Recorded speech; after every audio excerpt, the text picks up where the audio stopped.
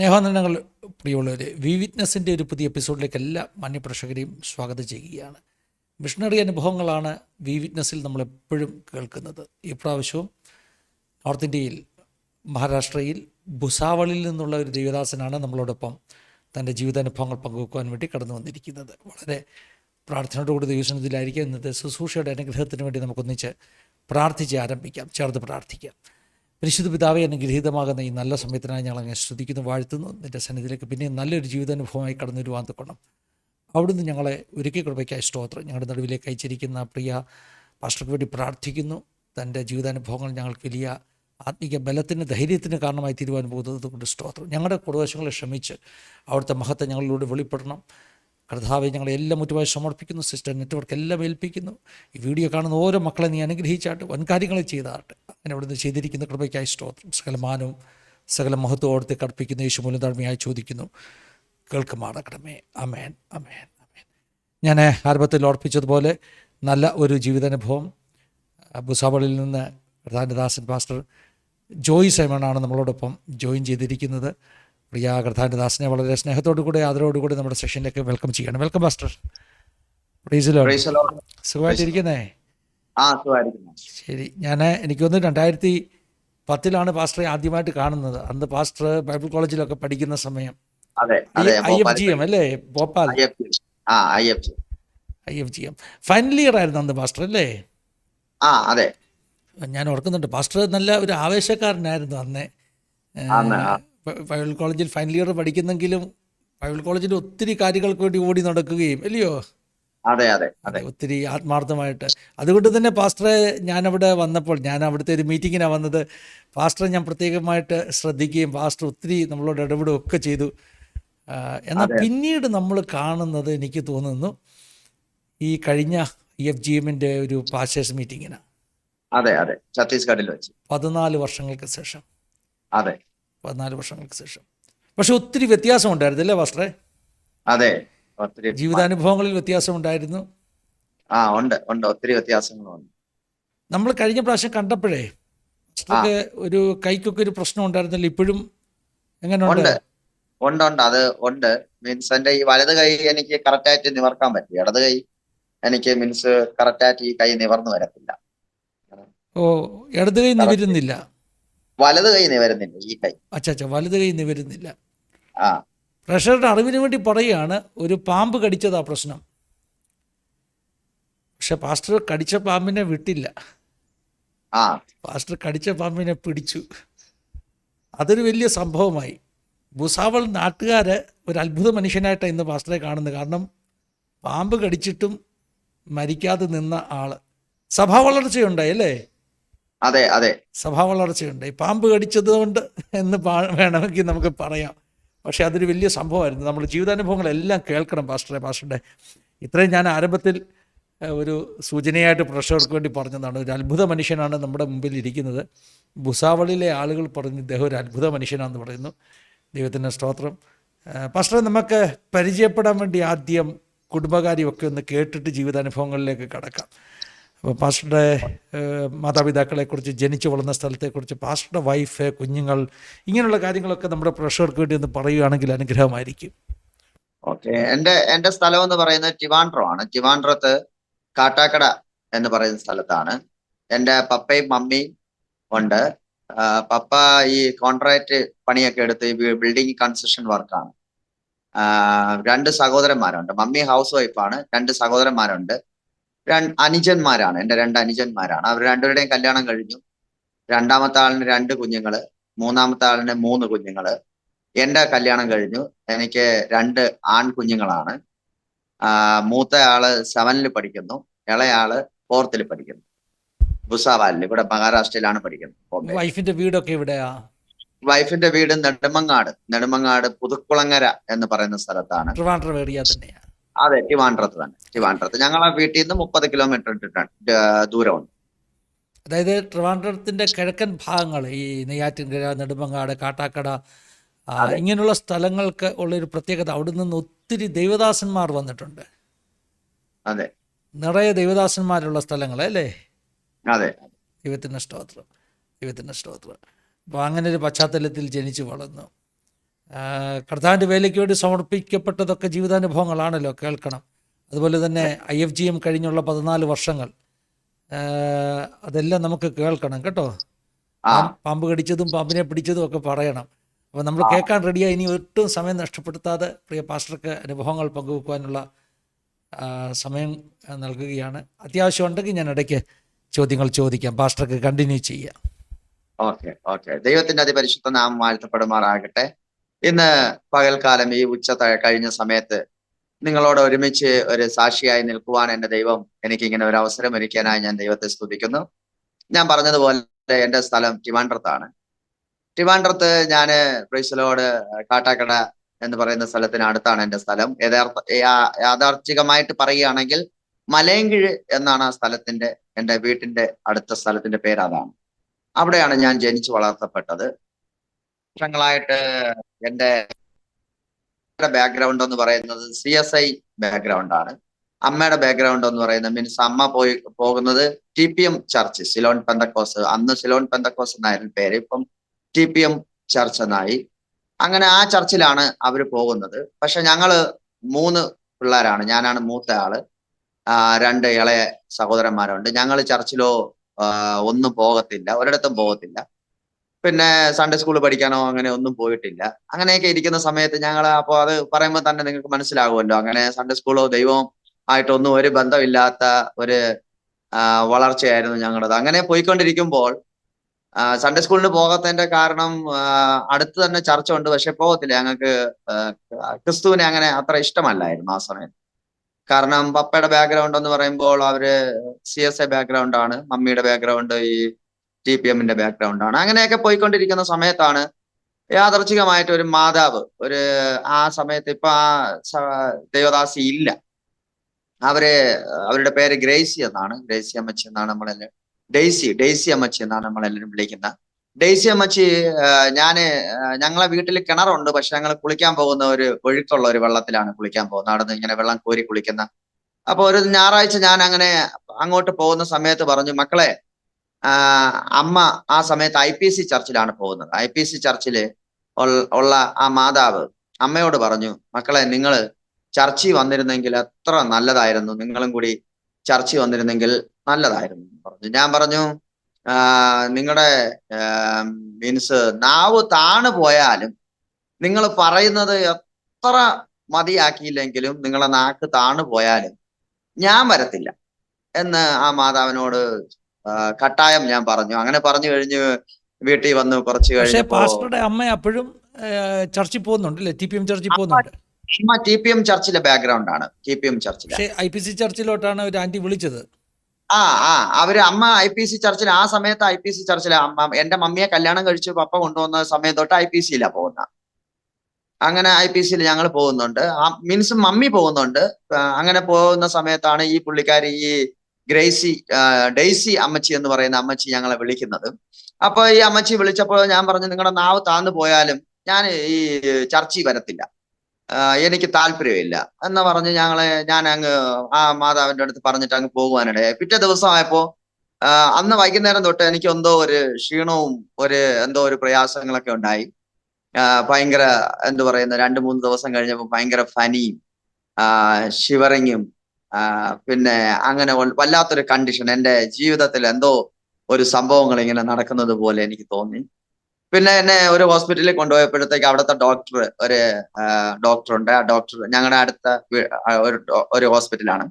അവിടെ കൊണ്ടുപോയപ്പോ ഡോക്ടർ പറഞ്ഞു, ഈ മകൻ ഇനി 1/2 മണിക്കൂർ മാത്രമേ ജീവിച്ചിരിക്കത്തുള്ളൂ. എന്റെ മോഷനൊക്കെ ഈ ബ്ലാക്ക് കളറിലാണ് പോയിക്കൊണ്ടിരുന്നത്. ഞരമ്പൊന്നുമില്ലായിരുന്നു.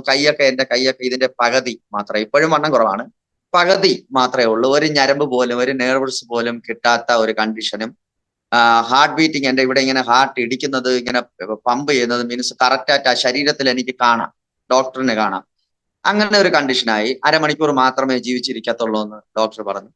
മമ്മി എന്റെ അടുത്ത് നിന്ന് കരയുന്നുണ്ട്, പക്ഷെ എനിക്ക് ഒന്നും പറയാൻ പറ്റത്തില്ല, എനിക്ക് സംസാരിക്കാൻ പറ്റുന്നില്ല, വായിന്ന് തീയാണ് വരുന്നത്, നാക്ക് എടുത്ത് സംസാരിക്കാൻ പറ്റുന്നില്ല, ഞരമ്പ് കിട്ടുന്നില്ല, ഒരു മരുന്ന് തരാനോ ഒന്നും പറ്റുന്നില്ല. അമ്മ എന്റെ അടുത്ത് നിന്നിട്ട് പറഞ്ഞു, മോനെ, എന്റെ അമ്മ 4th സ്റ്റാൻഡേർഡ് വരെ പഠിച്ചിട്ടുള്ളൂ, 4ാം ക്ലാസ് വരെയാണ് വിദ്യാഭ്യാസം. മമ്മി എന്നോട് പറഞ്ഞു, മോനെ, നീ ചർച്ചിൽ വരാമെന്ന് പറ, യേശു അപ്പൊ നിനക്ക് സുഖം തരും. ഇത്രയാ പറഞ്ഞ. ചർച്ച എന്നല്ല, നമ്മളിപ്പോ ചർച്ച എന്ന് പറയുന്നത് പള്ളിയിൽ വരാം എന്ന് പറ, യേശു നിനക്ക് സുഖം തരും. അപ്പൊ ഞാൻ പെട്ടെന്ന് അവിടെ കിടന്നിട്ട് ചിന്തിച്ചു. ആഹ് എന്റെ മനസ്സിലേക്ക് അന്ന്, മീൻസ് ഞാൻ നിഷ്കളങ്ക മനസ്സോടെ അങ്ങ് പറയുക, അന്ന് എന്റെ മനസ്സിൽ വന്ന സംഭവം ഇതായിരുന്നു. ഞാൻ ഈ പണ്ടത്തെ ഈ നമ്മുടെ ഇപ്പോഴാണ് ഡിസ്ക് ഒക്കെ വന്നത്. ഡിസ്കിന് മുമ്പേ VCR, VCP എന്നൊക്കെ ഉള്ള സംഭവമായിരുന്നു. ആ VCPയുടെ ഒരു കവറ്, കാസറ്റിന്റെ കവർ കട്ട് ചെയ്തിട്ട്, മീൻസ് അതിന്റെ അകത്ത് 2 നീഡിൽസ് ഉണ്ട്, അത് രണ്ടും കട്ട് ചെയ്ത് വെച്ച് അതിന് 100 രൂപ, 50 രൂപ, 500 രൂപ, അന്നത്തെ ആ പൈസകളെല്ലാം കളക്ട് ചെയ്ത് ആ കാസറ്റിനകത്ത് ആക്കിയിട്ട് എന്റെ വീട്ടിന്റെ ഭിത്തി ഒരു ഹോൾ ഉണ്ടാക്കി അതിനകത്തേക്ക് ഞാൻ ആ പൈസ വെച്ചിട്ട്, ആ ബോക്സോട് പൈസ വെച്ചിട്ട് പ്ലാസ്റ്റ് ചെയ്തിട്ട് അതിന്റെ മുകളില് ഒരാണി അടിച്ച്, മീൻസ് ശകലം മേളിലായിട്ട് ഒരു ആണി അടിച്ച് ഒരു കലണ്ടർ തൂക്കിയിട്ടിട്ടുണ്ട്. അപ്പൊ ഞാൻ അവിടെ കിടന്ന് എനിക്കൊന്നും പറയാൻ പറ്റുന്നില്ല. ഈ പൈസ ഒന്ന് എടുക്കെന്ന് പറയാൻ പോലും എനിക്ക് പറയാൻ പറ്റാത്ത കണ്ടീഷൻ ആയപ്പോ ഞാൻ അവിടെ കിടന്ന് ചിന്തിച്ചു, ഈ പൈസ ഇനി ആരെടുക്കും, എന്തോ ചെയ്യും, ഇവരാരെങ്കിലും കാണുമോ, ഇവിടെ ഇങ്ങനെ പൊട്ടിപ്പോയി അത് പ്ലാസ്റ്റ് ചെയ്തെന്നല്ലേ വിചാരിക്കുമോ എന്നുള്ള എന്റെ ഒരു ചിന്ത കൊണ്ട് ഞാൻ മനസ്സിൽ ഇങ്ങനെ പറയുകയാണ്, ഞാൻ ചർച്ചിൽ പോകാമെന്ന് ഞാൻ എന്റെ മനസ്സിൽ പറയുന്നു. പെട്ടെന്ന് തന്നെ എന്റെ പപ്പൻ മേസ്ത്രി പണിയാണെന്ന് ഞാൻ പറഞ്ഞു. എത്ര വയസ്സുണ്ട് പാസ്റ്ററെ അന്ന്? അന്ന് അത് യഥാർത്ഥമായിട്ട് എനിക്ക് ആ സമയത്ത് ഓർമ്മയില്ല പക്ഷേ, മീൻസ് ഏകദേശം എനിക്ക് തോന്നുന്നു 15-16 വയസ്സ് കാണും. ഓക്കെ, അതായത് ഒരു പെട്ടിക്കകത്ത് പൈസ കയറ്റിയിട്ട് ഭിത്തി തുറന്ന് ഭിത്തിക്കകത്ത് കയറ്റി പ്ലാസ്റ്റർ വെച്ച് ഒട്ടിച്ച് അവിടെ നമ്മുടെ നിധിയാ, സിമന്റ് തേച്ച് അതിനകത്ത് കലണ്ടർ തൂക്കിയിരിക്കുക. നമ്മുടെ നിധിയാ, നമ്മൾ ഒളിപ്പിച്ചു വെച്ച നിധിയാ. ആന്ന് ആരും എടുക്കല്ലോ, മീൻസ് അങ്ങനെ സൂക്ഷിച്ചു വെച്ചിരിക്കുന്നതാ. ഇനി നമുക്ക് എന്തെങ്കിലും പറ്റിയാൽ ഇനി അത് ആർക്ക് പോകും എന്നാ മനസ്സ് പറയുന്നത്. അപ്പൊ അമ്മ എന്നോട് പറയാ, നീ ചർച്ചിൽ വന്നു കഴിഞ്ഞാൽ പള്ളിയിൽ വന്നാൽ നിനക്ക് സുഖം കിട്ടുമെന്ന് പറയാ. പെട്ടെന്ന് എന്റെ മനസ്സ് ഡൈവേർട്ട് ആയത് ആ വിഷയത്തിലാട്ടാണ്. എന്റെ പൈസ ഇനി ആരെടുക്കും, എന്ത് ചെയ്യാൻ പറ്റും, മീൻസ് എല്ലാ മനുഷ്യനും അങ്ങനെയല്ലേ. ഞാൻ എന്റെ നിഷ്കളങ്കത കൊണ്ട് ഞാൻ അങ്ങ് പറയാ. അപ്പൊ അങ്ങനെ ഞാൻ പെട്ടെന്ന് ചിന്തിക്കുന്നു, ഞാൻ പറയുന്നു, ഞാൻ എന്റെ മനസ്സിലേക്ക് ഞാൻ പെട്ടെന്ന് ഞാൻ വിശ്വസിക്കുകയാണ്, ഞാൻ ചർച്ചിൽ പോകും. ഇത്ര മാത്രമേ ഞാൻ ചിന്തിച്ചുള്ളൂ. പക്ഷെ ഉടനെ തന്നെ എനിക്കൊരു ഇഞ്ചക്ഷൻ തന്ന ഒരു പ്രതിനിധി, പക്ഷേ ആ നമ്പൂതിരി ആയിരിക്കുന്ന ആ ഡോക്ടർ, അദ്ദേഹം എനിക്ക് ഇഞ്ചക്ഷനോ അവിടെ നിന്ന് 1 രൂപയുടെ മരുന്നോ ഒന്നും തന്നില്ല. ഒരു പനി മാത്രം ചെക്ക് ചെയ്തു, അവിടെ ഫീസ് പോലും അവർ മേടിച്ചില്ല, എന്നെ പെട്ടെന്ന് ഒരു ഹോസ്പിറ്റലിലേക്ക് വിടുകയായിരുന്നു. ഒരു ഇഞ്ചക്ഷൻ തന്ന ഒരു പ്രതിനിധി. എന്നിട്ട് എന്റെ ശരീരത്തിലെ ഓരോ ഞരമ്പിലൂടെയും ഈ വാട്ടർ ലെവലിലൂടെ വെള്ളം കടന്നു പോകുന്നത് പോലെ, മീൻസ് നമ്മൾ പൈപ്പ് ഓൺ ആക്കുമ്പോഴേ ഓസിനകത്തൂടി വെള്ളം വരുന്നത് പോലെ എന്റെ തലയുടെ അകത്ത്, നെഞ്ചിനകത്ത്, കാലില്, കയ്യില്, ഇങ്ങനെ എല്ലായിടത്തും ഒരു വാട്ടർ ലെവല്, ഇങ്ങനെ വെള്ളം ഇങ്ങനെ പോകുന്നത് പോലെ എനിക്ക് ഫീൽ ചെയ്തു. അന്നത്തെ എന്റെ ഫീലിംഗ് ആണ്. അത് കഴിഞ്ഞു. പിന്നെ എന്നെ പെട്ടെന്ന് വേറൊരു ഹോസ്പിറ്റലിലേക്ക് ലൈറ്റൊക്കെ കത്തിച്ച് ഒരു കാറിൽ പെട്ടെന്ന് തന്നെ മെഡിക്കൽ കോളേജില് രണ്ടാമത്തെ മെഡിക്കൽ കോളേജിൽ, ട്രിവാൻഡ്രം മെഡിക്കൽ കോളേജിൽ 2ാമത്തെ വാർഡ് എന്ന് പറഞ്ഞ ഭയങ്കര സംഭവമാണ്. അവിടെ പോയ ആരും ജീവിച്ച് അങ്ങനെ വരാറില്ല, വരുന്നവരൊക്കെ ഇതുപോലെ എന്തെങ്കിലും അത്ഭുതമായി മാറും. 2ാമത്തെ വാർഡിൽ കിടക്കുകയായിരുന്നു. ഭയങ്കര കഷ്ടമായിരുന്നു, പ്രയാസമായിരുന്നു. പപ്പ എന്റെ ഫ്രണ്ടിൽ വന്ന് നിൽക്കും. അപ്പുറത്തെ സൈഡില് ആരെങ്കിലും മരിക്കുകയാണെങ്കിൽ ഞാൻ കാണാതിരിക്കാൻ വേണ്ടി എന്റെ ഫ്രണ്ടിൽ വരും. അങ്ങോട്ട് നോക്കും, മോനെ അവിടെ കണ്ടോ എന്ന് പറയും. ഞാനിത് ഓൾറെഡി കണ്ടു കഴിഞ്ഞു. എന്റെ അപ്പുറത്ത് കിടക്കുന്നവരും ഇപ്പുറത്ത് കിടക്കുന്നവരും ഒക്കെ മരിച്ചിട്ടും അന്ന് മരിച്ചില്ല. പ്രൈസ് ദി ലോർഡ്, ദൈവത്തിന്റെ മഹത്വമാണ്. പക്ഷെ ഞാൻ യേശുവിനെ ഒന്നും അറിഞ്ഞില്ല. ഞാൻ അടുത്ത ആഴ്ച ചർച്ചിൽ പോയില്ല, സുഖമായി. അപ്പൊ ഞാൻ പറയുക, ഞാൻ ഈ കേസറ്റിനകത്തിരുന്ന പൈസ എടുത്തു, അതിൽ നിന്ന് പൈസ ചെലവായി, അതിന്റെ ഇതുകൊണ്ടാണ് ഞാൻ സുഖമായതെന്നുള്ള ഒരു ഇത് ഞാൻ പറയും. അങ്ങനെ പറഞ്ഞു പാസ്റ്ററെ, ഞാൻ എന്ത് ചെയ്യുന്നു, യേശുവിനെ പിന്നെയും തിരസ്കരിക്കുക. പക്ഷെ ഞങ്ങളുടെ ആ സമയത്ത് ഇരിക്കുന്ന പാസ്റ്റർ ഡേവിഡ് എന്ന് പറയുന്ന പാസ്റ്ററാണ്. ഞങ്ങളുടെ ചർച്ചിലെ അന്തീർക്കോണം IPC ഷാരോൺ ചർച്ച്, ഷാരോൺ മന്ദിരം എന്നായിരുന്നു. പിന്നെ IPCയോട് ചേർന്നപ്പോ IPC ഷാരോൺ ചർച്ച് എന്ന് പേരാക്കി. ആ ചർച്ചിലാണ് ഞങ്ങൾ പോകുന്നത്. ആ ചർച്ചിൽ പോകുന്ന സമയത്ത് അവിടുത്തെ പാസ്റ്റർ ഡേവിഡ്, അദ്ദേഹവും രാവിലെ വന്ന് എന്നോട് പറഞ്ഞു, പള്ളി വന്നില്ലെങ്കിൽ നിന്നെ ഞാൻ ഇന്ന് റെഡിയാക്കും, തല്ലും, അടിക്കും, കൊല്ലും എന്നൊക്കെ ഇങ്ങനെയുള്ള ഭീഷണി. മീൻസ് എന്റെ ബന്ധുവാ, എന്റെ മമ്മിയുടെ റിലേറ്റീവ് ആണ്. വന്നേ പറ്റുമെന്ന് പറഞ്ഞ ഒരു ഞായറാഴ്ച എന്നെ പൊക്കിക്കൊണ്ട് അവിടെ ചെന്നപ്പോ ഏകദേശം 125 പേരോളം ഉള്ള ഒരു സഭ. അതില് ഏറ്റവും പുറകില് ഭിത്തിയിൽ ചേർന്ന് ഇങ്ങനെ ഞാനിങ്ങനെ കസേരയിൽ ഇരിക്കുന്ന തൊട്ട് ചാരി താഴെ ഇങ്ങനെ ഇരിക്കുകയാണ്.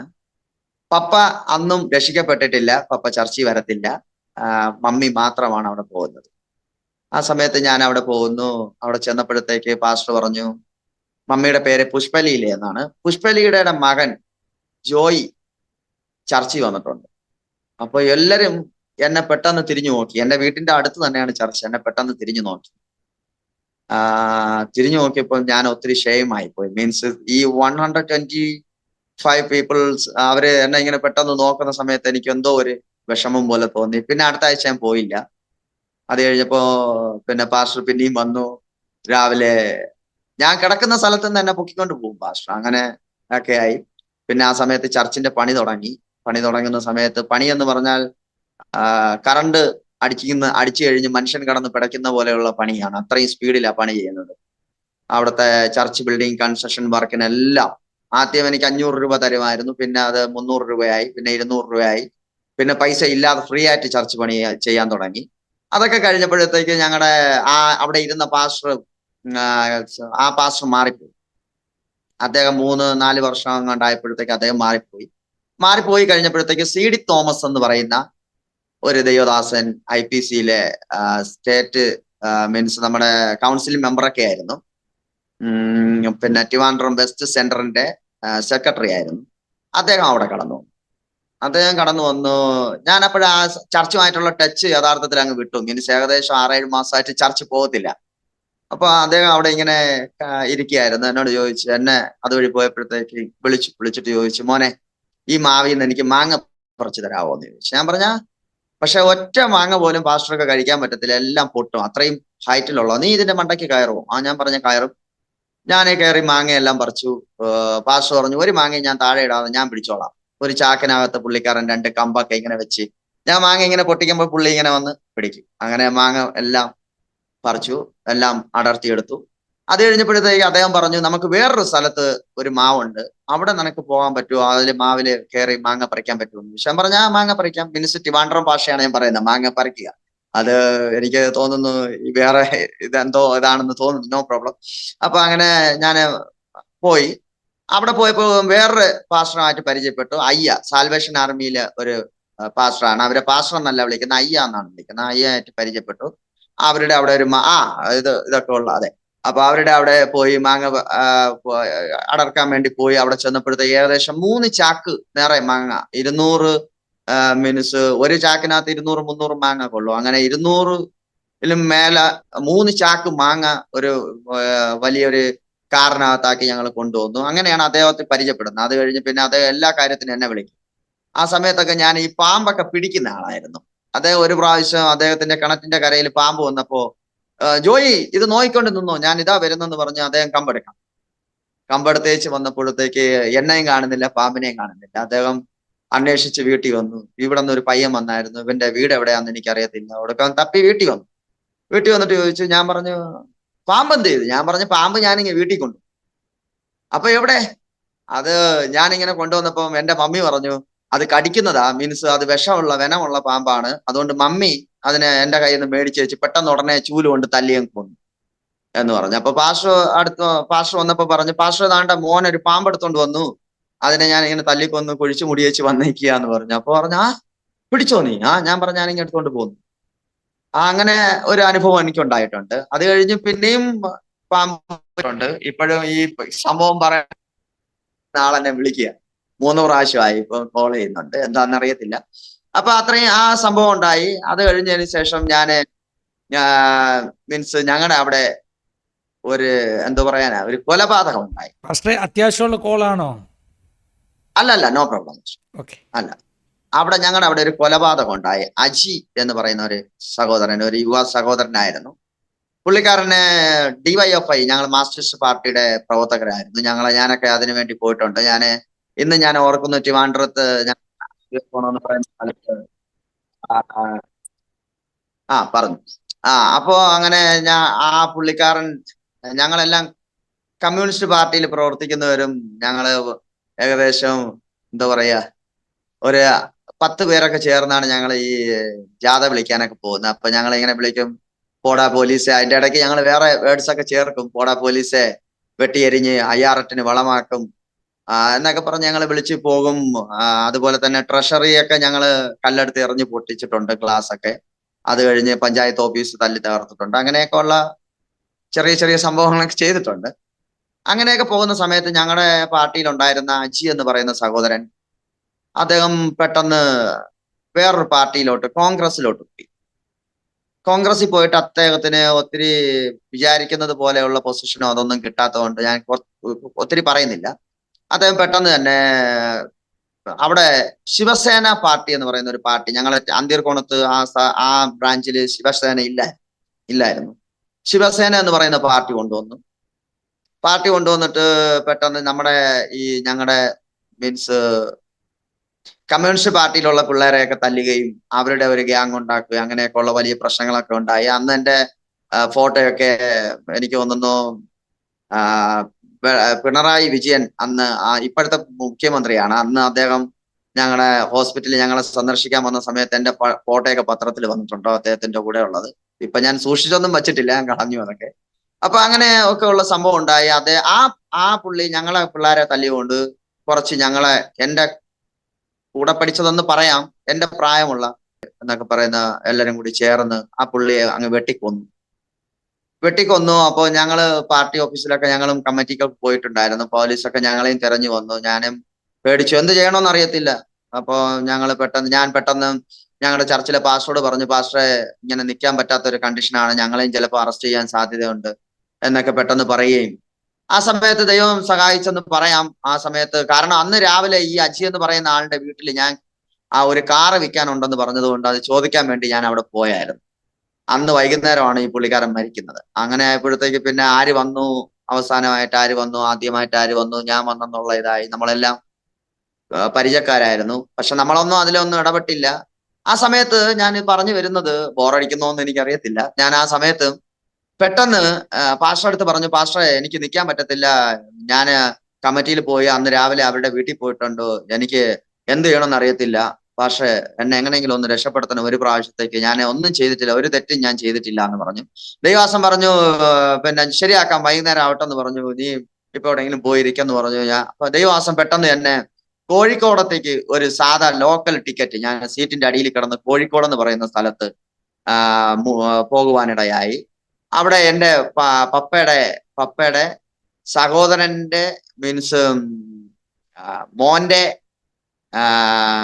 ഭാര്യയുടെ പപ്പ അവിടെയാണ് ജോലി ചെയ്യുന്നത്. അപ്പൊ അവിടെ പോയി ഞാൻ സീറ്റിനടിയിൽ കിടന്ന് അവിടെ ചെന്ന സമയത്ത് ഞാൻ പെട്ടെന്ന് മീൻസ് എന്റെ മനസ്സിൽ എപ്പോഴും വരും, എന്തോ ചെയ്യണമെന്ന് അറിയത്തില്ല. ഒരു 3 മാസത്തോളം അവിടെ ആയിരുന്നു.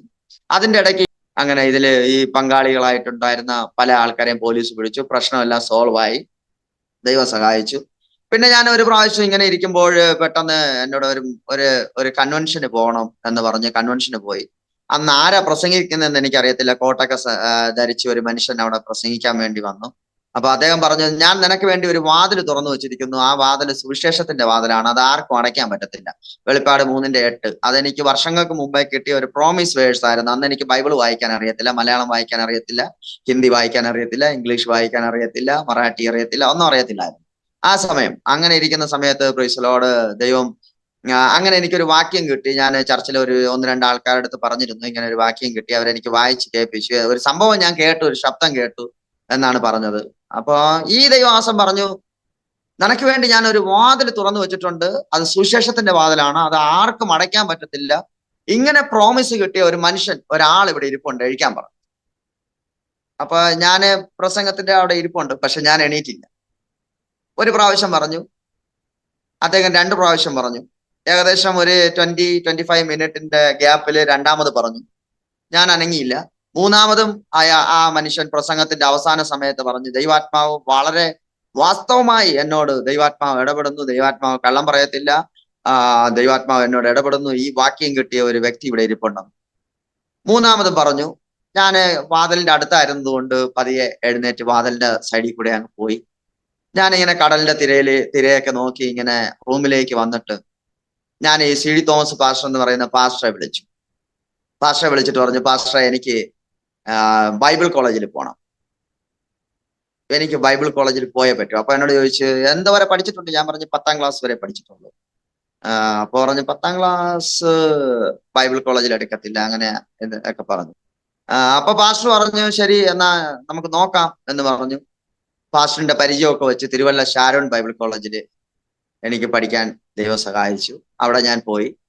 ബൈബിൾ ഇല്ലാതെ, സ്നാനപ്പെടാതെ ആദ്യമായിട്ട് ഷാരോൺ ബൈബിൾ കോളേജിൽ പോയി അവിടെ പഠിച്ചു. അത് കഴിഞ്ഞിട്ട് ഏകദേശം 2007 5/7/2007 അതിലാണ് ഞാൻ ഭോപ്പാലില് വരുന്നത്. ഭോപ്പാലില് വന്നു. അന്ന് മുതൽ ഇന്ന് വരെ. അപ്പൊ സ്നാനപ്പെട്ടത് എപ്പോഴാ? സ്നാനപ്പെട്ടയൊക്കെ പാസ്റ്ററെ 3 വർഷം ബൈബിൾ കോളേജിൽ പഠിച്ചിട്ടാ. അപ്പൊ അത് ചോദിച്ചില്ലയോ? ഇല്ല. സ്നാനപ്പെട്ടോന്ന് ചോദിച്ചു. ഞാൻ പറഞ്ഞില്ല, സ്നാനപ്പെട്ടില്ല എന്ന് പറഞ്ഞു. അപ്പൊ പറഞ്ഞ കുഴപ്പമില്ല എന്ന് പറഞ്ഞ് പഠിക്കാൻ പറഞ്ഞു. പഠിക്കാം. ഞാൻ പറഞ്ഞ കാര്യം അതായിരുന്നു. എനിക്ക് യേശു ആരാന്ന് അറിയത്തില്ല. ഞാൻ ഈ മാർക്സിസ്റ്റ് പാർട്ടിയുടെ ആളല്ലേ. അപ്പൊ എനിക്ക് നമ്മളെ ഈ ദൈവം ഇല്ലെന്നല്ലേ വിശ്വസിക്കുന്നത്. അപ്പൊ നമുക്ക് ദൈവം ഉണ്ടോ ഇല്ലയെന്ന് അറിയാൻ വേണ്ടി ഞാൻ ബൈബിൾ കോളേജിൽ പോയത് സുശേഷ വിലയ്ക്ക് വരാനൊന്നും അല്ല, പാസ്റ്റർ ആകാൻ വേണ്ടിയല്ല. ദൈവം ഉണ്ടോ എന്ന് മീൻസ് അന്വേഷിച്ച് കണ്ടെത്തുക, ആ ഒരു ഉദ്ദേശത്തിലാണ് ഞാൻ പോകുന്നത്. സംഭവം ശരിയാണോ അല്ല ഇവര് പറയുന്ന ചുമ്മയാണോ എന്നുള്ള കാര്യത്തിന് വേണ്ടി പോയതാണ്. പാസ്റ്ററെ, ഞാനൊരു സത്യം പറയാം. പാസ്റ്ററുടെ സാക്ഷ്യം പാസ്റ്റർ ഒട്ടും ഏച്ചുകെട്ടില്ലാതെ, ഒട്ടും മോഡിഫൈ ചെയ്യാതെ നിഷ്കളങ്കമായിട്ട് അങ്ങ് പറയുകയാണ്. അത് പാസ്റ്ററുടെ ഒരു അനുഭവമാണ്. പാസ്റ്റർ എനിക്ക് അറിയാവുന്നതുകൊണ്ട് അറിയാം. പിന്നെ ഒരു കാര്യം അറിയാം പാസ്റ്ററെ, ഇപ്പം തിരുവല്ല ബൈബിൾ കോളേജിലാണെങ്കിലും IFGM-ലാണെങ്കിലും പാസ്റ്റർ എല്ലാവർക്കും ഹെൽപ്ഫുള്ളായിരുന്നു. മാങ്ങ പഠിക്കാൻ വേണ്ടി മറ്റേ പാസ്റ്റർമാരുടെ കൂടെ പോയതുപോലെ പാസ്റ്റർമാർക്ക് വേണ്ടി എന്തും ചെയ്യാൻ റെഡിയായിട്ട് പാസ്റ്റർ എന്നും ജീവിച്ചതല്ലേ? അത് ഞാൻ കണ്ടിട്ടുണ്ട് ജോയ് പാസ്റ്റർ. അതാണ് ഭയങ്കര ആക്റ്റീവാ, ഓടി നടക്കുക.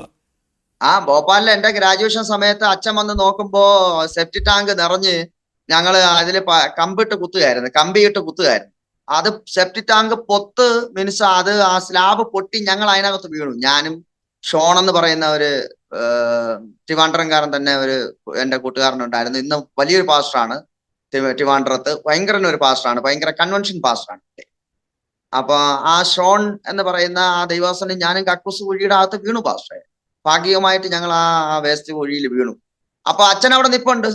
ഞാൻ വൈകുന്നേരം എന്റെ ഗ്രാജുവേഷൻ സമയത്ത് ഞാൻ കോട്ടും പിന്നെ ഷൂവും പാൻറ്റും ഒക്കെ ഇട്ട് ടൈയൊക്കെ കെട്ടി ഗൗണും ഇട്ട് വന്നപ്പോഴത്തേക്ക് അച്ഛൻ ചോദിച്ചു, ഇച്ചിരി മുമ്പേ അവിടെ പണി ചെയ്ത കക്കൂസ് കുഴിയിൽ വീണ ആള്? ഞാൻ പറഞ്ഞു അതെ, ഞാൻ തന്നെ. ഓ എന്ന് പറഞ്ഞു അച്ഛൻ. അത് ഗ്രാജുവേഷൻ ഞാൻ ഉണ്ടായിരുന്നത് അല്ലേ? അതെ ആ ഗ്രാജുവേഷനാ ഉണ്ടായിരുന്നു. ശരി. ഓക്കെ.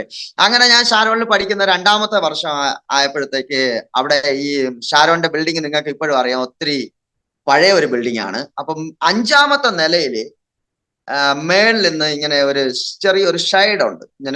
ഇങ്ങനെ ചരിഞ്ഞിട്ടൊരു ഷെയ്ഡ്, മേളിൽ നിന്ന് ഇങ്ങനെ വന്നിട്ട് ഇങ്ങനെ ഒരു ഷെയ്ഡ്. അപ്പൊ ആ ഷെയ്ഡിൽ നിന്ന് എന്ത് എന്നറിയാമോ? ഒരു ദിവസം വൈകുന്നേരം 3 മണിയായപ്പോഴത്തേക്ക് കുറച്ച് കോൺക്രീറ്റിൽ നിന്ന് ഈ കുറച്ച് സിമന്റ് തേച്ച് വെച്ചിരുന്നത് ബലം കുറഞ്ഞിട്ട് അത് താഴെ ഇളകി വീണു. അപ്പൊ അതിന്റെ അടുത്ത് ഞങ്ങളുടെ ഒരു സാറിന്റെ കാർ ഇട്ടിരിക്കുകയായിരുന്നു. അദ്ദേഹത്തിന്റെ കാറേ വീണില്ല, ഇളകി വീണു. അപ്പൊ അത് മൊത്തം ഇളക്കണമെന്നുള്ളൊരു ഇത് വന്നു. അപ്പം ഫസ്റ്റ് പ്രയോറിറ്റി അവിടെ എന്ത് പണി വന്നാലും ജോയിയാണ്. അപ്പൊ ജോയി ഇത് ഇവിടം തൊട്ട് ഇങ്ങറ്റം തൊട്ട് ഇങ്ങറ്റം വരെ ഇളക്കണം. ആര് ഇളക്കും? അപ്പൊ ഞാൻ പറഞ്ഞു എനിക്ക് 2-3 പേരെ ഹെൽപ്പ് ചെയ്യാൻ വേണ്ടി തന്നാൽ മതി, ഞങ്ങൾ ചെയ്തോളാം. പൈസക്കൊന്നും അല്ല കേട്ടോ. അന്ന് നമുക്ക് വെളിയിൽ നിന്ന് ഒരു കോഴിയുടെ കാലും എനിക്ക് തോന്നുന്നു ഒരു 4-5 പൊറോട്ടയും കിട്ടും. അതിന് വേണ്ടിയിട്ടാണ് ഞങ്ങൾ ഈ ചെയ്യുന്നത് കേട്ടോ, പൈസക്കൊന്നും അല്ല. അങ്ങനെ ഞങ്ങള് എല്ലാ പിള്ളേരെയും കൂടെ ചെയ്യുന്നു. വിശന്ന് ഏകദേശം ഞങ്ങൾ അങ്ങ് നിൽക്കാൻ വയ്യാത്ത കണ്ടീഷനായി. മീൻസ് ബൈബിൾ കോളേജ് അല്ലേ. അങ്ങനെ ചെയ്തു. അത് ചെയ്തുകൊണ്ടിരുന്നു. അവസാനമായി ഞങ്ങളെല്ലാം താഴെ എല്ലാം ക്ലീൻ ചെയ്തപ്പം ജോയ് സാർ എന്ന് പറയുന്ന MA Varghese sir, means MA Varghese നമ്മുടെ ബാംഗ്ലൂരിലുള്ള ആളല്ല, ഓഫീസിലെ ജോയ്സ്. അതെ ജോയ് സാർ വന്നിട്ട് പറഞ്ഞു, ജോയ് കഴിഞ്ഞു? ഞാൻ പറഞ്ഞു കഴിഞ്ഞു. സാറിന്റെ റൂം അടച്ചിരിക്കുകയായിരുന്നു, അവിടെ ചെയ്യാൻ പറ്റിയില്ല സാർ, സോറി. അപ്പൊ ഞാൻ പറഞ്ഞു നാളെ ചെയ്യാം. ഇല്ല നോ അവിടെയാ പിന്നെ ആരാന്റെ മീൻസ് മെയിൻ ആളിന്റെ വണ്ടി ഇടുന്നു, അതുകൊണ്ട് ജോയ് അതൊന്നും ചെയ്യണമെന്ന് പറഞ്ഞ് എന്നെ വിളിച്ചോണ്ട് എല്ലാം ഞങ്ങൾ ഒത്തിരി ക്ഷീണിച്ചിരുന്നു. അവിടെ 2 വിൻഡോ ഉണ്ട് ദൈവാസിനെ, 2 വിൻഡോ മീൻസ് ഒരു വിൻഡോയുടെ മേകളില് വേറൊരു വിൻഡോ ഉണ്ട്. അതിങ്ങനെ മേകളിലോട്ടാണ് അതിന്റെ ഗ്ലാസ് തുറന്നേച്ച് അതിന്റെ ഒരു റോഡ് വരും. അത് ഏകദേശം ഇങ്ങനെ ഒരു 3 കമ്പി വരുന്നതിൽ ഇങ്ങനെ വന്നായിരിക്കുന്ന അപ്പൊ ഞാൻ ഈ അകത്ത് നിന്ന് ചുറ്റികൊണ്ട് ആഞ്ഞടിക്കുകയും ആ മേളിലോട്ട് തുറന്നു വെച്ചിരുന്ന ആ ഗ്ലാസ് വന്ന് അടഞ്ഞു. അടഞ്ഞപ്പോഴ ഭാഗ്യമായിട്ട് ആ കമ്പി ഉണ്ടല്ലോ, ആ റോഡ് ഇങ്ങനെ വെളിയിലോട്ട് അകത്ത് ഈ ഇതിൽ കൊളുത്തി നിൽക്കാനുള്ള അത് വന്ന് എന്റെ കണ്ണിനകത്തോട്ട് അങ്ങ് കൊണ്ടു. ഏകദേശം എന്താണ്ട് ഇവിടെ കാണാം. ഈ പോളയും എല്ലാം പറഞ്ഞു പോയി. ഒരു 5.5 മണിക്കൂർ എന്നെ പുഷ്പഗിരി മെഡിക്കൽ കോളേജിനകത്ത് ഓപ്പറേഷൻ ചെയ്തു. 5.5 hours. അത് എനിക്ക് ബോധമില്ലായിരുന്നു. ഞാൻ എന്നെ ഈ പിള്ളേരെല്ലാം കൂടി എടുത്തോണ്ട് പോകുന്നു. വെറും അണ്ടർവെയർ മാത്രം ഇട്ടുകൊണ്ടാണ് ഞാൻ ആ ഹോസ്പിറ്റലിൽ എന്നെ ഇവർ കൊണ്ടുപോകുന്നത്. ലിഫ്റ്റൊക്കെ വർക്ക് അല്ലാത്തതുകൊണ്ട് കൈലി കൊടുത്തോണ്ട് പണി ചെയ്യുമായിരുന്നു. പണിയൊക്കെ ചെയ്തുകൊണ്ട് നിന്ന് കൈലിയൊക്കെ ഇവര് എടുത്തോണ്ട് ഓടുന്ന സമയത്ത് ബോധം പോയി. എന്റെ വസ്ത്രമൊന്നുമില്ല, ഷർട്ടില്ല, വെറും അങ്ങനെ ഒരു നേക്കഡായിട്ട് ആ ഹോസ്പിറ്റലിൽ എന്നെ കൊണ്ടുപോയി. അപ്പൊ എനിക്ക് ഓർമ്മയില്ലല്ലോ, നമ്മളൊന്നും അറിയുന്നില്ല. അപ്പൊ അവിടുത്തെ ഒരു ഹെഡ് നേഴ്സ് വന്നിട്ട് എന്റെ നെഞ്ചയിൽ ഇങ്ങനെ പഠാന്ന് പറഞ്ഞു ഒരു ഇടി. അപ്പൊ എനിക്ക് പെട്ടെന്ന് ശ്വാസം വരികയും ഞാൻ പെട്ടെന്ന് കണ്ണു തുറക്കുകയും ഞാൻ നോക്കുമ്പോ കുറെ ആൾക്കാർ കൂടി നിൽക്കുന്നു. ഞാൻ തുണിയില്ലാതെ ഇങ്ങനെ കിടക്കുന്നു. ഞാൻ പറഞ്ഞു എന്റെ വസ്ത്രം. അവര് ഉടനെ ഒരു ഷീറ്റ് കൊണ്ടുവന്ന് ഇട്ടു. അത് കഴിഞ്ഞ് എന്റെ ഈ കണ്ണടച്ചേച്ച് ചോദിച്ചു. ഈ കണ്ണേല് അവര് ചോദിക്കുക ഇതെത്രയാ? ഞാൻ പറഞ്ഞു 1. ഇതെത്രയാ? 2. ഇതെത്രയാ? 5. ഈ കണ്ണടച്ചു. ഈ കണ്ണ് വയ്യാത്ത കണ്ണില് മീൻസ് മൊത്തം ബ്ലഡ് കളറാ. പക്ഷെ അവര് ചെക്ക് ചെയ്യുന്നത് കാഴ്ച ഉണ്ടോന്ന് നോക്കുക. അവര് 5.5 മണിക്കൂർ ഓപ്പറേഷൻ ചെയ്തിട്ട് പറഞ്ഞു കണ്ണുനീര് ധമനി തകർന്നു പോയി. ഇതിനകത്ത് നിൽക്കാൻ ഈ ഒരു നെർവുണ്ട്, അതിനകത്ത് കൂടി ആ കണ്ണുനീര് വരുന്നു. ആ കണ്ണുനീര് ധമനി തകർന്നു പോയി, കണ്ണുനീര് വരത്തില്ല. അപ്പൊ നാളെ കൊണ്ടുവരണം. 50,000 രൂപയാകും ഓപ്പറേഷൻ ചെയ്യാൻ. അത് എങ്ങനെ അവര് കണ്ടെന്ന് എനിക്കറിയത്തില്ല. അടുത്ത ദിവസം എന്നെ കൊണ്ടുപോയില്ല. BTH, MDiv, പിന്നെ ഡിപ്ലോമ, പിന്നെ ഒക്കെ പഠിക്കുന്ന ഒത്തിരി പിള്ളേരുണ്ട്. അപ്പൊ ആ ഹോളിനകത്ത് അവര് എന്നെ ഇങ്ങനെ ഒരു കട്ടിലേൽ കിടത്തി വെച്ച് 2 കൈ പിടിച്ച് 2 റൗണ്ട് ഉണ്ടായി. ഞാൻ നടുക്ക് കിടക്കുകയാണ്. 2 വലിയ റൗണ്ടാ. മീൻസ് ഏകദേശം 100-ൽ പരം കുഞ്ഞുങ്ങൾ പഠിക്കുന്നുണ്ട്. എല്ലാരും കൂടെ കൈ പിടിച്ച് പ്രാർത്ഥിച്ചു കഴിഞ്ഞേച്ച് ഒരു 3-4 ദിവസം കഴിഞ്ഞ് പൈസയൊക്കെ റെഡിയാക്കി. മീൻസ് പെട്ടെന്ന് പൈസ വരിക എന്ന് പറയുന്ന ഭയങ്കര സംഭവമാണ്. പെട്ടെന്ന് എന്നെ ആ ഹോസ്പിറ്റലിൽ അടുത്ത ദിവസം വാർഡനായിരിക്കുന്ന സോവി മാത്യു, ഇപ്പോഴും അദ്ദേഹം അവിടെ ഉണ്ട്. സോവി മാത്യു എന്ന് പറയുന്ന ആള് വാർഡൻ. പുള്ളിക്കാരൻ എന്നെ ഹോസ്പിറ്റലിലേക്ക് പുഷ്പേരിയിലേക്ക് കൊണ്ടുപോയി.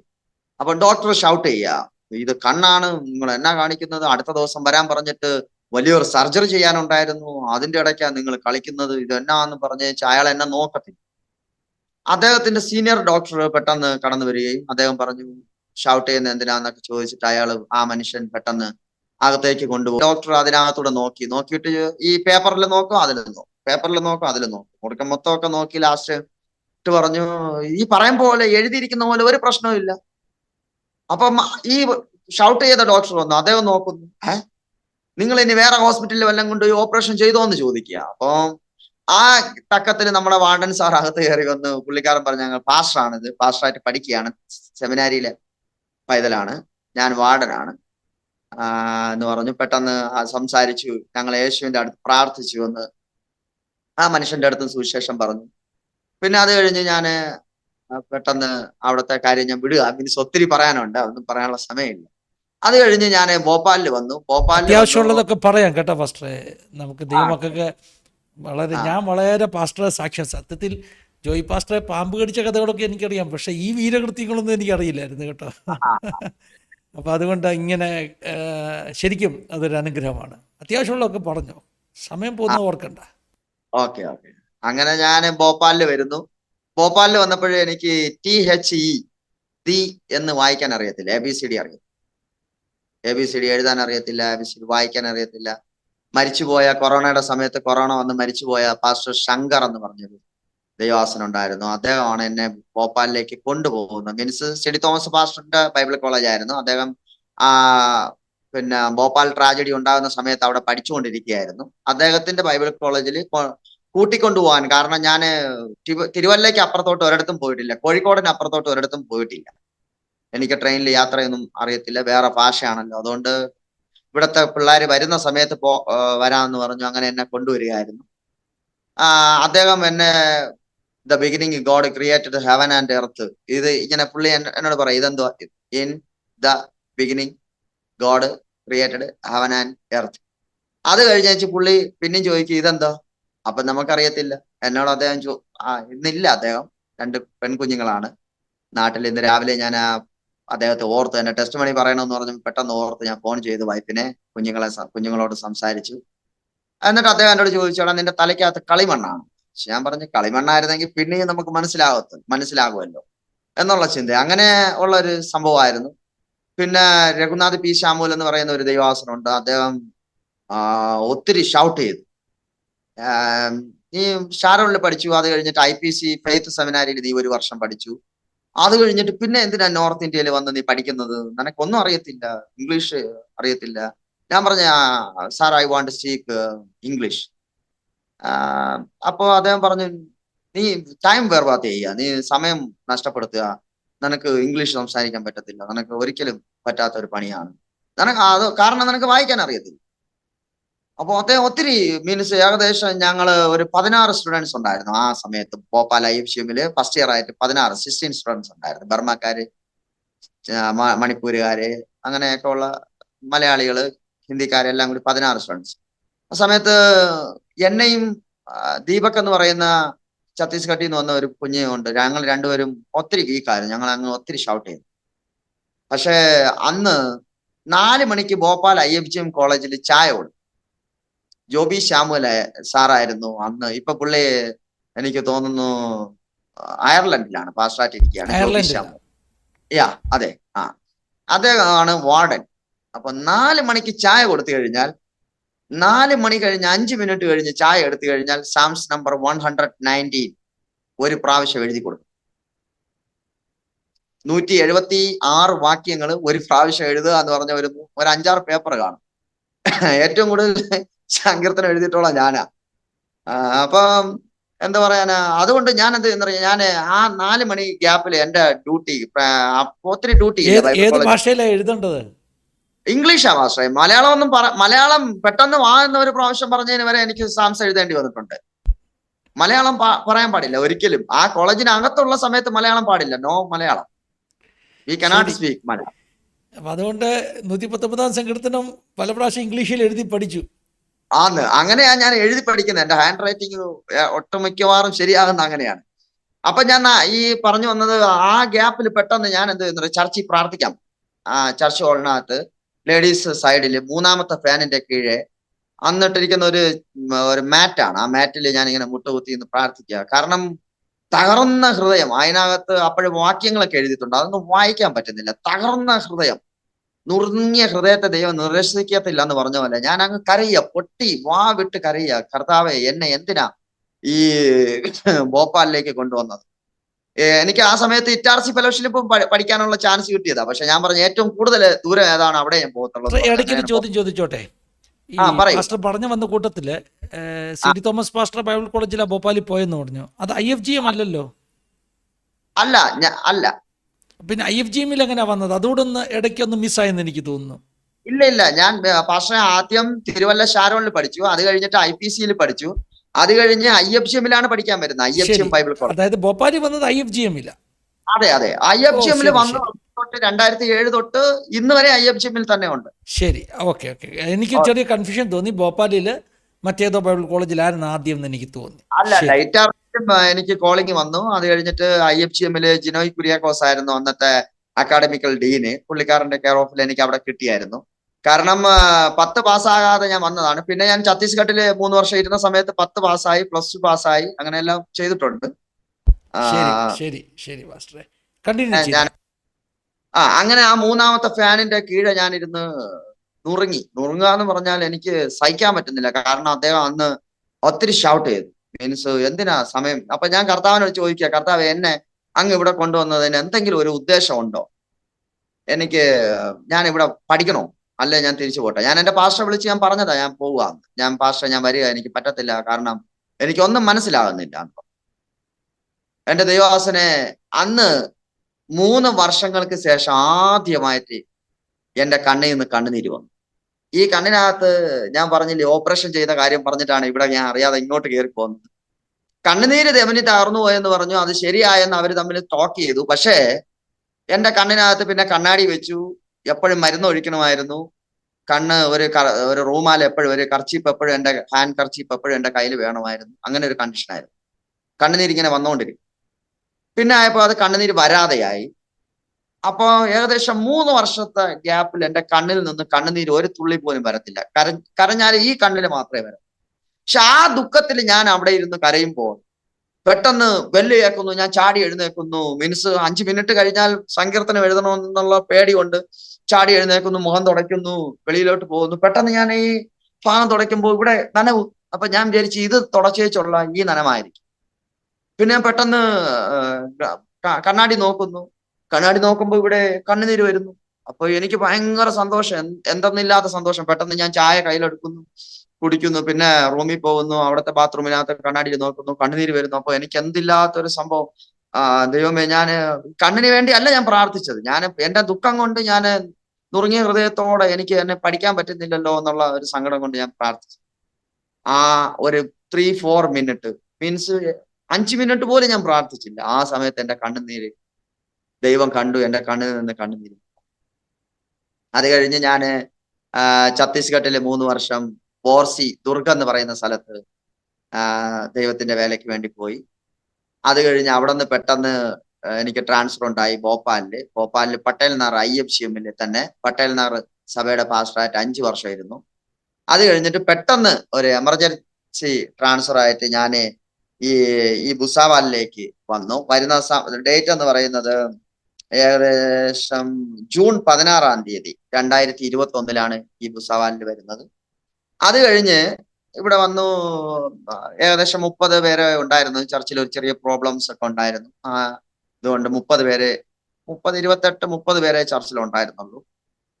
അത് കഴിഞ്ഞ് 1 വർഷവും 3 മാസവും കഴിഞ്ഞപ്പോ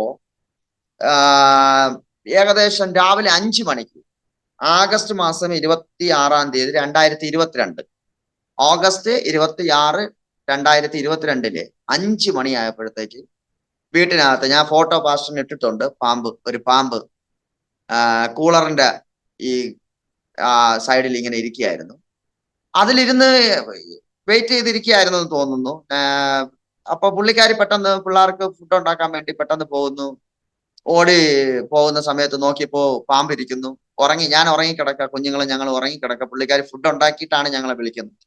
പിന്നെ ഫാമിലി പ്രയർ ഉണ്ട്. ആ സമയത്താണ് ഞങ്ങൾ എണീറ്റ് പെട്ടെന്ന് പ്രാർത്ഥന കഴിഞ്ഞ് വെച്ച് പിള്ളേരുടെ കാര്യത്തിന് വേണ്ടി പോകും. ഞാൻ പിള്ളേർ ഹെൽപ്പ് ചെയ്യാൻ വേണ്ടി ഡ്രസ്സൊക്കെ തയ്ക്കുന്ന പണിയൊക്കെ നമ്മുടേതാണ്. അപ്പൊ അങ്ങനെയൊക്കെ ചെയ്യാൻ വേണ്ടി ഞാൻ കിടക്കുകയാണ്, ഉറങ്ങിക്കിടക്കുകയാണ്.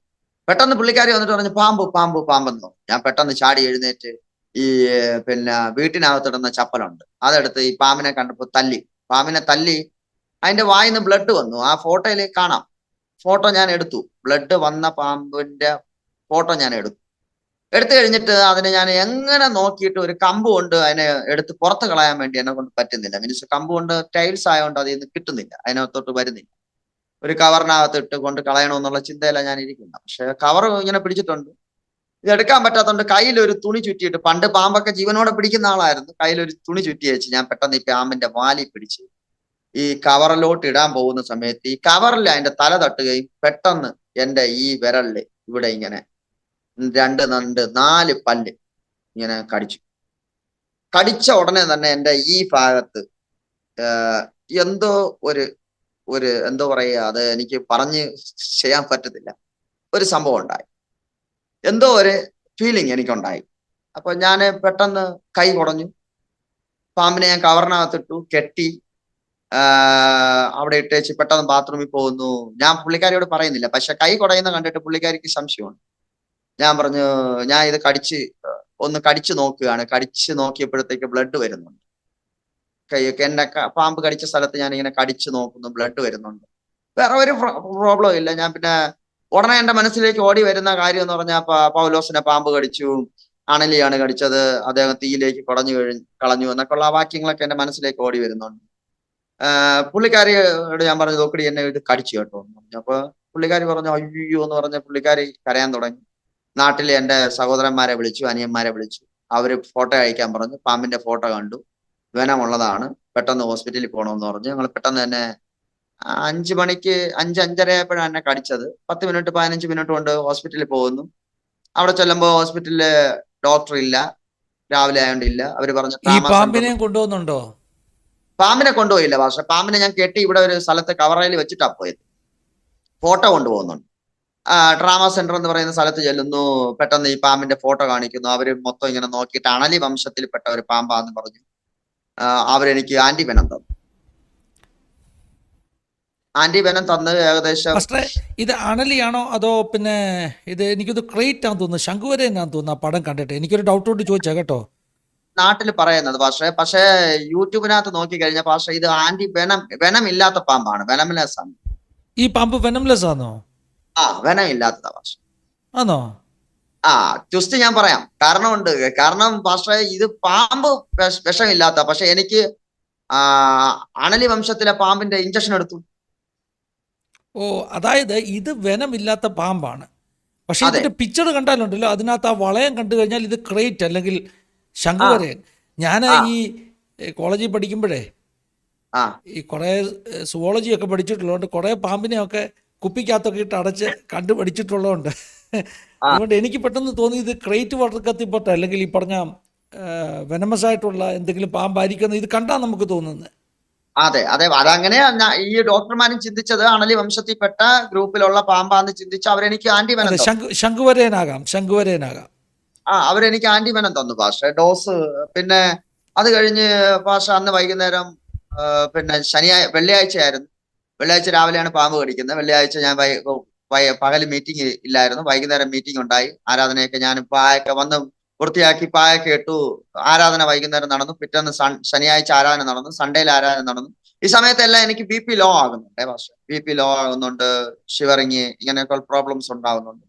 പക്ഷെ ഞാൻ വിചാരിച്ചു നോർമലാ, കുഴപ്പമൊന്നുമില്ല എന്ന് പറഞ്ഞു ഉള്ള ചിന്തയിൽ ഇങ്ങനെ നടക്കുകയായിരുന്നു. പിന്നെ ഏകദേശം ഒരു 6 മാസമൊക്കെ കഴിഞ്ഞപ്പോഴത്തേക്കും എന്റെ ന്യൂറോ സിസ്റ്റം മൊത്തം ഈ ആന്റിവെനം കൊണ്ട് ബ്രേക്കായി. മൊത്തം എന്റെ ഈ റൈറ്റ് സൈഡ് മൊത്തം ഈ കൈ. അതായത് പാസ്റ്റർക്ക് വെനമില്ലാത്ത പാമ്പാ കടിച്ചത്, പക്ഷേ ആന്റിവെനം കൊടുത്തത് കൊണ്ട് ആ ആന്റിവെനം കയറി ശരീരത്തിൽ പ്രവർത്തിച്ചു.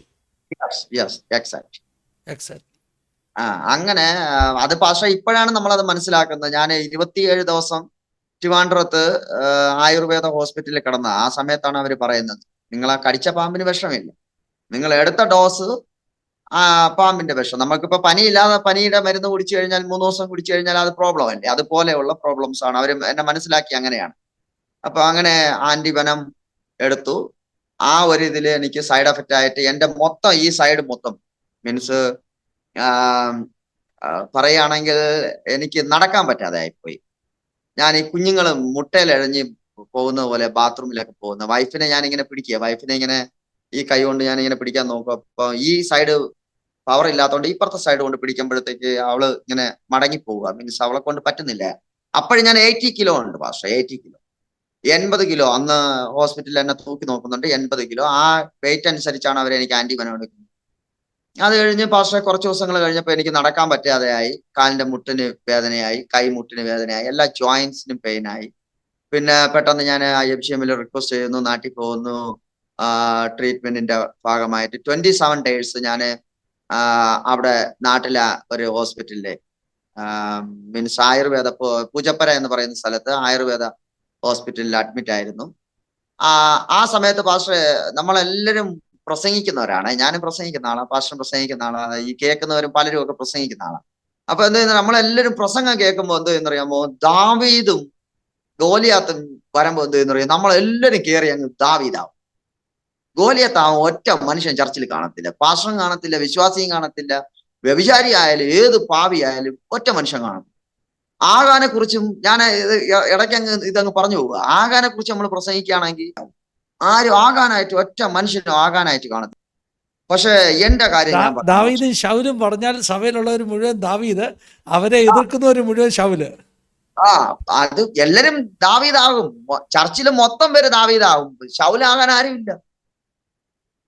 ആകാന്റെ കാര്യവും അത് ആകാനെ കുറിച്ച് ശൗലിന്റെ സ്വഭാവമുള്ളവർ ഒത്തിരി പേരുണ്ട്, പക്ഷെ അത് അക്സെപ്റ്റ് ചെയ്യത്തില്ല. ഇല്ല ചെയ്യത്തില്ല. അപ്പൊ ദാവീദിനെ കുറിച്ച് പറയുമ്പോൾ അങ്ങനെ ആകാനായിട്ട് ആരുമില്ല. അപ്പൊ എന്റെ ലൈഫില് അങ്ങനെ ഒരു സംഭവം ഉണ്ടായി. നമ്മളിപ്പോ ബൈബിളിൽ പറയുന്ന പോലെ ഇയ്യോബും ഇയ്യോബിന്റെ ഭാര്യയും അവര് നമ്മളിപ്പോ പ്രസംഗിക്കുകയാണെങ്കിൽ സഹോദരിമാരെല്ലാവരും ആരായിരിക്കും, ഇയ്യോബേ ആകത്തുള്ളൂ. ഒരിക്കലും ഇയ്യോബിന്റെ ഭാര്യ ഞാൻ ആ കർത്താവ് എന്റെ മനസ്സിൽ ഇങ്ങനെ ഒരു സംഭവം ഉണ്ടെന്ന് പറഞ്ഞാൽ ആരും അത് റെക്കഗ്നൈസ് ചെയ്യത്തില്ല. ഇന്നത്തെ കാലത്തെ സംഭവമാണ്, ഞാൻ ഇന്നത്തെ സംഭവം പറയാം. പക്ഷെ പാസ്റ്ററെ, ഞാൻ ഈ ഹോസ്പിറ്റലിൽ കിടക്കുമ്പോഴേ ഞാന് ആരായെന്നറിയാമോ പാസ്റ്ററെ? എല്ലാരും വിചാരിക്കും ഇയോബ ആയെന്ന്. ഞാൻ ഇയോബ ആയില്ല പാസ്റ്ററെ, ഞാൻ ഇയോബിന്റെ ഭാര്യയായി. പാസ്റ്റർ പ്രസംഗിക്കുന്ന ആളാ. 18 വർഷം ഇപ്പം ഭോപ്പാലിലും മീൻസ് നോർത്ത് ഇന്ത്യയിൽ ഞാൻ പൂർത്തീകരിക്കുക. ഇപ്പൊ ജൂൺ 16 ആകുമ്പോൾ 18 വർഷം പൂർത്തിയാവും IFGMന്റെ കൂടെ ചേർന്നിട്ട്. അപ്പൊ പാസ്റ്റർ, ഞാൻ അവിടെ കിടന്നുകൊണ്ട്, ഹോസ്പിറ്റലിൽ കിടന്നുകൊണ്ട് ഞാന് ഇയോബിന്റെ ഭാര്യയാകും. അപ്പൊ എന്റെ ഹോസ്പിറ്റലില് ആദ്യത്തെ ഒരാഴ്ച ആരെയും ഇരുത്തത്തില്ല. ഹോസ്പിറ്റലില് കൂടെ ഒറ്റ മനുഷ്യർ ഇരിക്കാൻ പാടില്ല, നമ്മൾ ഒറ്റയ്ക്ക് ഇത് ഇരിക്കണം. ഏത് സമയത്താ പാസ്റ്ററെ ഹോസ്പിറ്റലായത്? ഹോസ്പിറ്റലിൽ ആയത് പാസ്റ്റർ എക്സാക്ട് ടൈമിങ് പാസ്റ്റർ എനിക്ക് അറിയത്തില്ല. മീൻസ് എന്നാലും നമ്മൾ കണ്ടതിന് ശേഷമാണോ അതിന് മുമ്പാണോ? ഇല്ല പാസ്റ്റർ കണ്ടത് ഇപ്പോഴായിട്ടല്ലേ പാസ്റ്റർ? അത് ഇപ്പൊ ഒക്ടോബർ ഞാൻ മാസത്തില്, കഴിഞ്ഞ വർഷം ഒക്ടോബറില്. ഇത് എന്നെ പാമ്പ് കടിച്ച് 22-ല 23-ലെ സംഭവമാണ് ഞാൻ ഈ പറയുന്നത്. 23-ലെ നവംബറിലൊക്കെ ഞാൻ ഹോസ്പിറ്റലിലാണ്. അപ്പൊ ഫാമിലി ഇവിടെയായിരുന്നു, പിള്ളേരും ഫാമിലി എക്സാം ഒക്കെ നടക്കുന്നതുകൊണ്ട് അവർ ഇവിടെയായിരുന്നു. പക്ഷെ പാസ്റ്ററെ, ഞാൻ ആ ഹോസ്പിറ്റലിൽ കിടന്ന് പപ്പ വരും, മെഡിസിൻ ഒക്കെ കൊണ്ടുതരും. പിന്നെ കാലിൽ അവര് ഈ കിഴിയാ ചെയ്യുന്നത്. മീൻസ് എന്താ പറയുന്ന ധാന്യാമൃതം എന്നൊക്കെ പറയുന്ന വെള്ളം തിളപ്പിച്ച് വെച്ച് നമ്മളെ ദേഹത്തൂടെ ഇങ്ങനെ ഒഴിക്കുക. മൊത്തം ഇങ്ങനെ അവരൊരു ഇതിനകത്ത് കിടത്തി വെച്ച് ഒഴിക്കുക. അത് കഴിഞ്ഞ് കിഴി, അത് കഴിഞ്ഞ് പിന്നെ ആവി, അങ്ങനെയൊക്കെ ഉള്ള ഓരോ ട്രീറ്റ്മെന്റ് ആണ്. അപ്പൊ അതെല്ലാം ചെയ്യുന്നുണ്ട്. പക്ഷെ നമുക്ക് നടക്കാൻ പറ്റുന്നില്ല, കാല് തറയെ വെക്കാൻ പറ്റുന്നില്ല. അങ്ങനെ വല്ലാത്തൊരു സിറ്റുവേഷൻ ആയിരുന്നു ആ സമയത്തെല്ലാം. പാസ്റ്റർ, ഞാൻ അവിടെ കിടന്നും കൊണ്ട് ഞാൻ ആരാകുമെന്ന് അറിയാമോ? ഞാൻ ഇയോബിന്റെ ഭാര്യ. ഞാൻ ഇയോബിന്റെ ഭാര്യ ആകുമെന്ന് പറയാൻ കാരണം, ഞാൻ അവിടെ കിടന്നുകൊണ്ട് പറയുക, ഞാൻ മരിക്കും. പക്ഷെ ദൈവത്തിന്റെ വചനം എന്തുവാ? ഞാൻ മരിക്കില്ല, ഞാൻ ജീവനോടെ ഇരുന്ന് ദൈവത്തിന്റെ നന്മകളെ കുറിച്ച് വർണ്ണിക്കും. ഞാൻ അവിടെ കിടന്ന് പറയാ, ഞാൻ മരിക്കും. ഇന്ന് ആരും പറയത്തില്ല പാസ്റ്ററെ. മീൻസ് ഒറ്റ മനുഷ്യരും ഞാൻ ഈ ഇയോബിന്റെ ഭാര്യ എന്ന് പറയത്തില്ല. ആരും പറയത്തില്ല ഞാൻ ആഗാന എന്ന് പറയത്തില്ല. ആരും പറയത്തില്ല ഞാൻ ശൗല എന്ന് പറയത്തില്ല. എല്ലാവരും ഓപ്പോസിറ്റേ കയറത്തുള്ളൂ. പക്ഷെ ഞാൻ അവിടെ കിടന്നുകൊണ്ട് ഞാൻ പറയുക, ഞാൻ എല്ലാം നെഗറ്റീവ് പറയും. ആ സമയത്ത് എന്റെ വൈഫ് വരുന്നു. വൈഫിന്റെ ഫോൺ വിളിക്കുമ്പോഴൊക്കെ ഞാൻ പറയുന്നു, പിന്നെ നിങ്ങളെ വീട്ടിൽ പൊയ്ക്കോ. വൈഫിന്റെ മമ്മിയെ വിളിക്കുന്നു. ഞാൻ പറയുന്നു, ഇനി ഞാൻ ജീവിക്കത്തില്ല, എന്നെ കൊണ്ട് പറ്റത്തില്ല. മീൻസ് നിങ്ങൾ ഈ മോളെയും 2 കുഞ്ഞുങ്ങളെയും കൊണ്ടുപോയിക്കോ. ഇതൊക്കെ ഞാൻ പറയാം. അപ്പം ഞാൻ അവിടെ കിടന്നുകൊണ്ട് മരിക്കുമെന്ന് പറയുന്നു. ലാസ്റ്റ് ഞാൻ അവിടെ കിടന്ന്, ഞാൻ ഒരു ദിവസം 3 മണിയായപ്പോഴത്തേക്ക് പാസ്റ്റർ, ഞാൻ രാത്രി 3 മണിക്ക് ഞാൻ ചിന്തിക്കുക, ഒരു 4 നില ബിൽഡിംഗ് അതിന്റെ മേകളിൽ കയറിയിട്ട് രാത്രി അവിടെ നിന്ന് ചാടി മരിക്കണമെന്ന് ചിന്തിക്കുക. കാരണം എനിക്ക് സഹിക്കാൻ വയ്യ, വേദന കൊണ്ട് പാസ്റ്റർ. എല്ലാവരും ഉറങ്ങും. ആ ഹാളിനകത്ത് ഏകദേശം ഒരു 10-30 പേഷ്യന്റ് ഉണ്ട്. അവരെല്ലാവരും ഉറങ്ങും. പക്ഷെ എനിക്ക് ഉറക്കമില്ല. എനിക്ക് വേദന കൊണ്ട് കാല് തറയിൽ വെക്കാനും പറ്റത്തില്ല. കാലൊക്കെ വയ്യാതാകുമ്പോൾ ഞാൻ വിചാരിച്ചിരുന്ന, ഒരു കാല് വയ്യാതായ ഒരു കാല് കൊണ്ട് നടക്കാം, ഒരു കാല് കൊണ്ട് ഓടാം, മീൻസ് ഒന്ന് ഇങ്ങനെ ജമ്പ് ചെയ്ത് നടക്കാന്നൊക്കെ ഉള്ള ചിന്തയായിരുന്നു. പക്ഷേ അങ്ങനെ വല്ലാത്തൊരു കണ്ടീഷനായി. ഞാൻ ഇങ്ങനെ നടക്കാൻ പറ്റാത്ത കണ്ടീഷനിൽ ചൂടുവെള്ളം അവിടെ നിന്ന് എപ്പോഴും കിട്ടും. പൈപ്പ് തുറന്നാൽ ഉടനെ ചൂടുവെള്ളം, ആ ചൂടുവെള്ളം ഒഴിക്കും, വരും. 5 മിനിറ്റ് കഴിയുമ്പോൾ പിന്നെയും വേദന. രാത്രി ഒന്നും ഉറക്കമില്ല. അപ്പോ ഭാര്യ വന്നു. രാവിലെ അവള് വരും, ഫുഡൊക്കെ കൊണ്ട് രാവിലെ വരും. വീട്ടിൽ നിന്ന് ഫുഡെല്ലാം കൊണ്ടുവരും. പക്ഷെ എനിക്കൊന്നും കഴിക്കാൻ പറ്റത്തില്ല. എന്തുകൊണ്ടൊന്നാലും കഴിക്കാൻ പറ്റത്തില്ല. അവര് തരുന്ന കഞ്ഞിയും ചെറുപയറ്, 3 സ്പൂൺ ചെറുപയറും എത്ര കഞ്ഞി വേണമെങ്കിലും കുടിക്കാം. പക്ഷെ അതിനകത്ത് ഒരു നുള്ളു ഉപ്പ് പോലും ഇടാൻ പാടില്ല. ഇന്ദുപ്പ് പോലും, മീൻസ് അവിടെ എല്ലാവർക്കും എന്തുപ്പാ കൊടുക്കുന്നത്, അതുപോലെ എനിക്ക് ഉപയോഗിക്കാൻ പാടില്ല. എനിക്ക് പ്രോട്ടീൻ 319 പ്രോട്ടീൻ. ഈ ആന്റിവെനം നമ്മുടെ ശരീരത്തില് വാവാ സുരേഷ് പറയുന്നുണ്ട്, നമ്മൾ പാമ്പിന്റെ വെനം കുടിച്ചു കഴിഞ്ഞാൽ അത് നമ്മുടെ ശരീരത്തിൽ പ്രോട്ടീനാണ്. അങ്ങനെ എനിക്ക് പ്രോട്ടീൻ ഇപ്പോഴും എനിക്ക് 300 നെബോ ആണ് പ്രോട്ടീൻ. പക്ഷെ അങ്ങനെ ആവുന്നു, വളരെ വല്ലാത്തൊരു കണ്ടീഷനിലൂടെ പോകുന്നു. ഭാര്യ വരുന്നു. ഭാര്യയോട് ഞാൻ പറയുന്നു, ഞാൻ മരിക്കും, ഇന്ന് എന്തായാലും ഞാൻ മരിക്കും. ഓരോ ദിവസവും ഞാൻ എഴുന്നേൽക്കുമ്പോൾ ഞാൻ വിചാരിക്കും, ഞാൻ മരിച്ചില്ലേ എന്നുള്ള ചിന്തയിലാണ് ഞാൻ എഴുന്നേൽക്കുന്നത്. അങ്ങനെ വല്ലാത്ത നിരാശയുടെ തകർന്ന നുറുങ്ങിയ ഒരു സംഭവത്തിലൂടെ കടന്നു പോവുക. പക്ഷെ എന്റെ ഭാര്യ എന്റെ അടുത്തിരുന്ന് അപ്പോഴെല്ലാം അവള് ഇയോബായിട്ട് പറയും, ഇല്ല നിങ്ങൾ മരിക്കത്തില്ല, നിങ്ങളും ജീവനോടെ ഇരുന്ന് ദൈവത്തിന്റെ നന്മകളെ കുറിച്ച് വർണ്ണിക്കും. എന്നിട്ട് ഞാൻ ഈ മരിക്കുമെന്ന് പറയുന്നതിന്റെ അന്ന് തന്നെ പുള്ളിക്കാരി എന്ത് ചെയ്യുന്നറിയാമോ? കണ്ണടച്ച്, ഞങ്ങൾ അവിടെ ഒരു റോഡുണ്ട്, ഏകദേശം ഒരു 4 ലൈൻ റോഡാണ്. പുള്ളിക്കാരി കണ്ണടച്ചുകൊണ്ട് അപ്പുറത്തെ റോഡിൽ അങ്ങ് പോയി. കാരണം ഞാനിവിടെ മരിക്കുമ്പോൾ പുള്ളിക്കാരിയും മരിക്കണമെന്നുള്ള ചിന്ത. അപ്പൊ ഞാൻ പറഞ്ഞു, പിന്നെ ഞാൻ ഈ വിഷയം വിടുക, മരണം എന്നുള്ള വിഷയം അങ്ങ് വിട്ടു. അത് കഴിഞ്ഞ് അവർ മെഡിസിനൊക്കെ തന്നിട്ട് എന്നെ ഏകദേശം ഭുസാവലിലേക്ക് ഞാൻ ഇവിടെ വന്നു. മീറ്റിങ്ങിനൊക്കെ പോകുന്നത് ഞാൻ മെഡിസിൻ എടുത്തിട്ടാണ് പോകുന്നത്.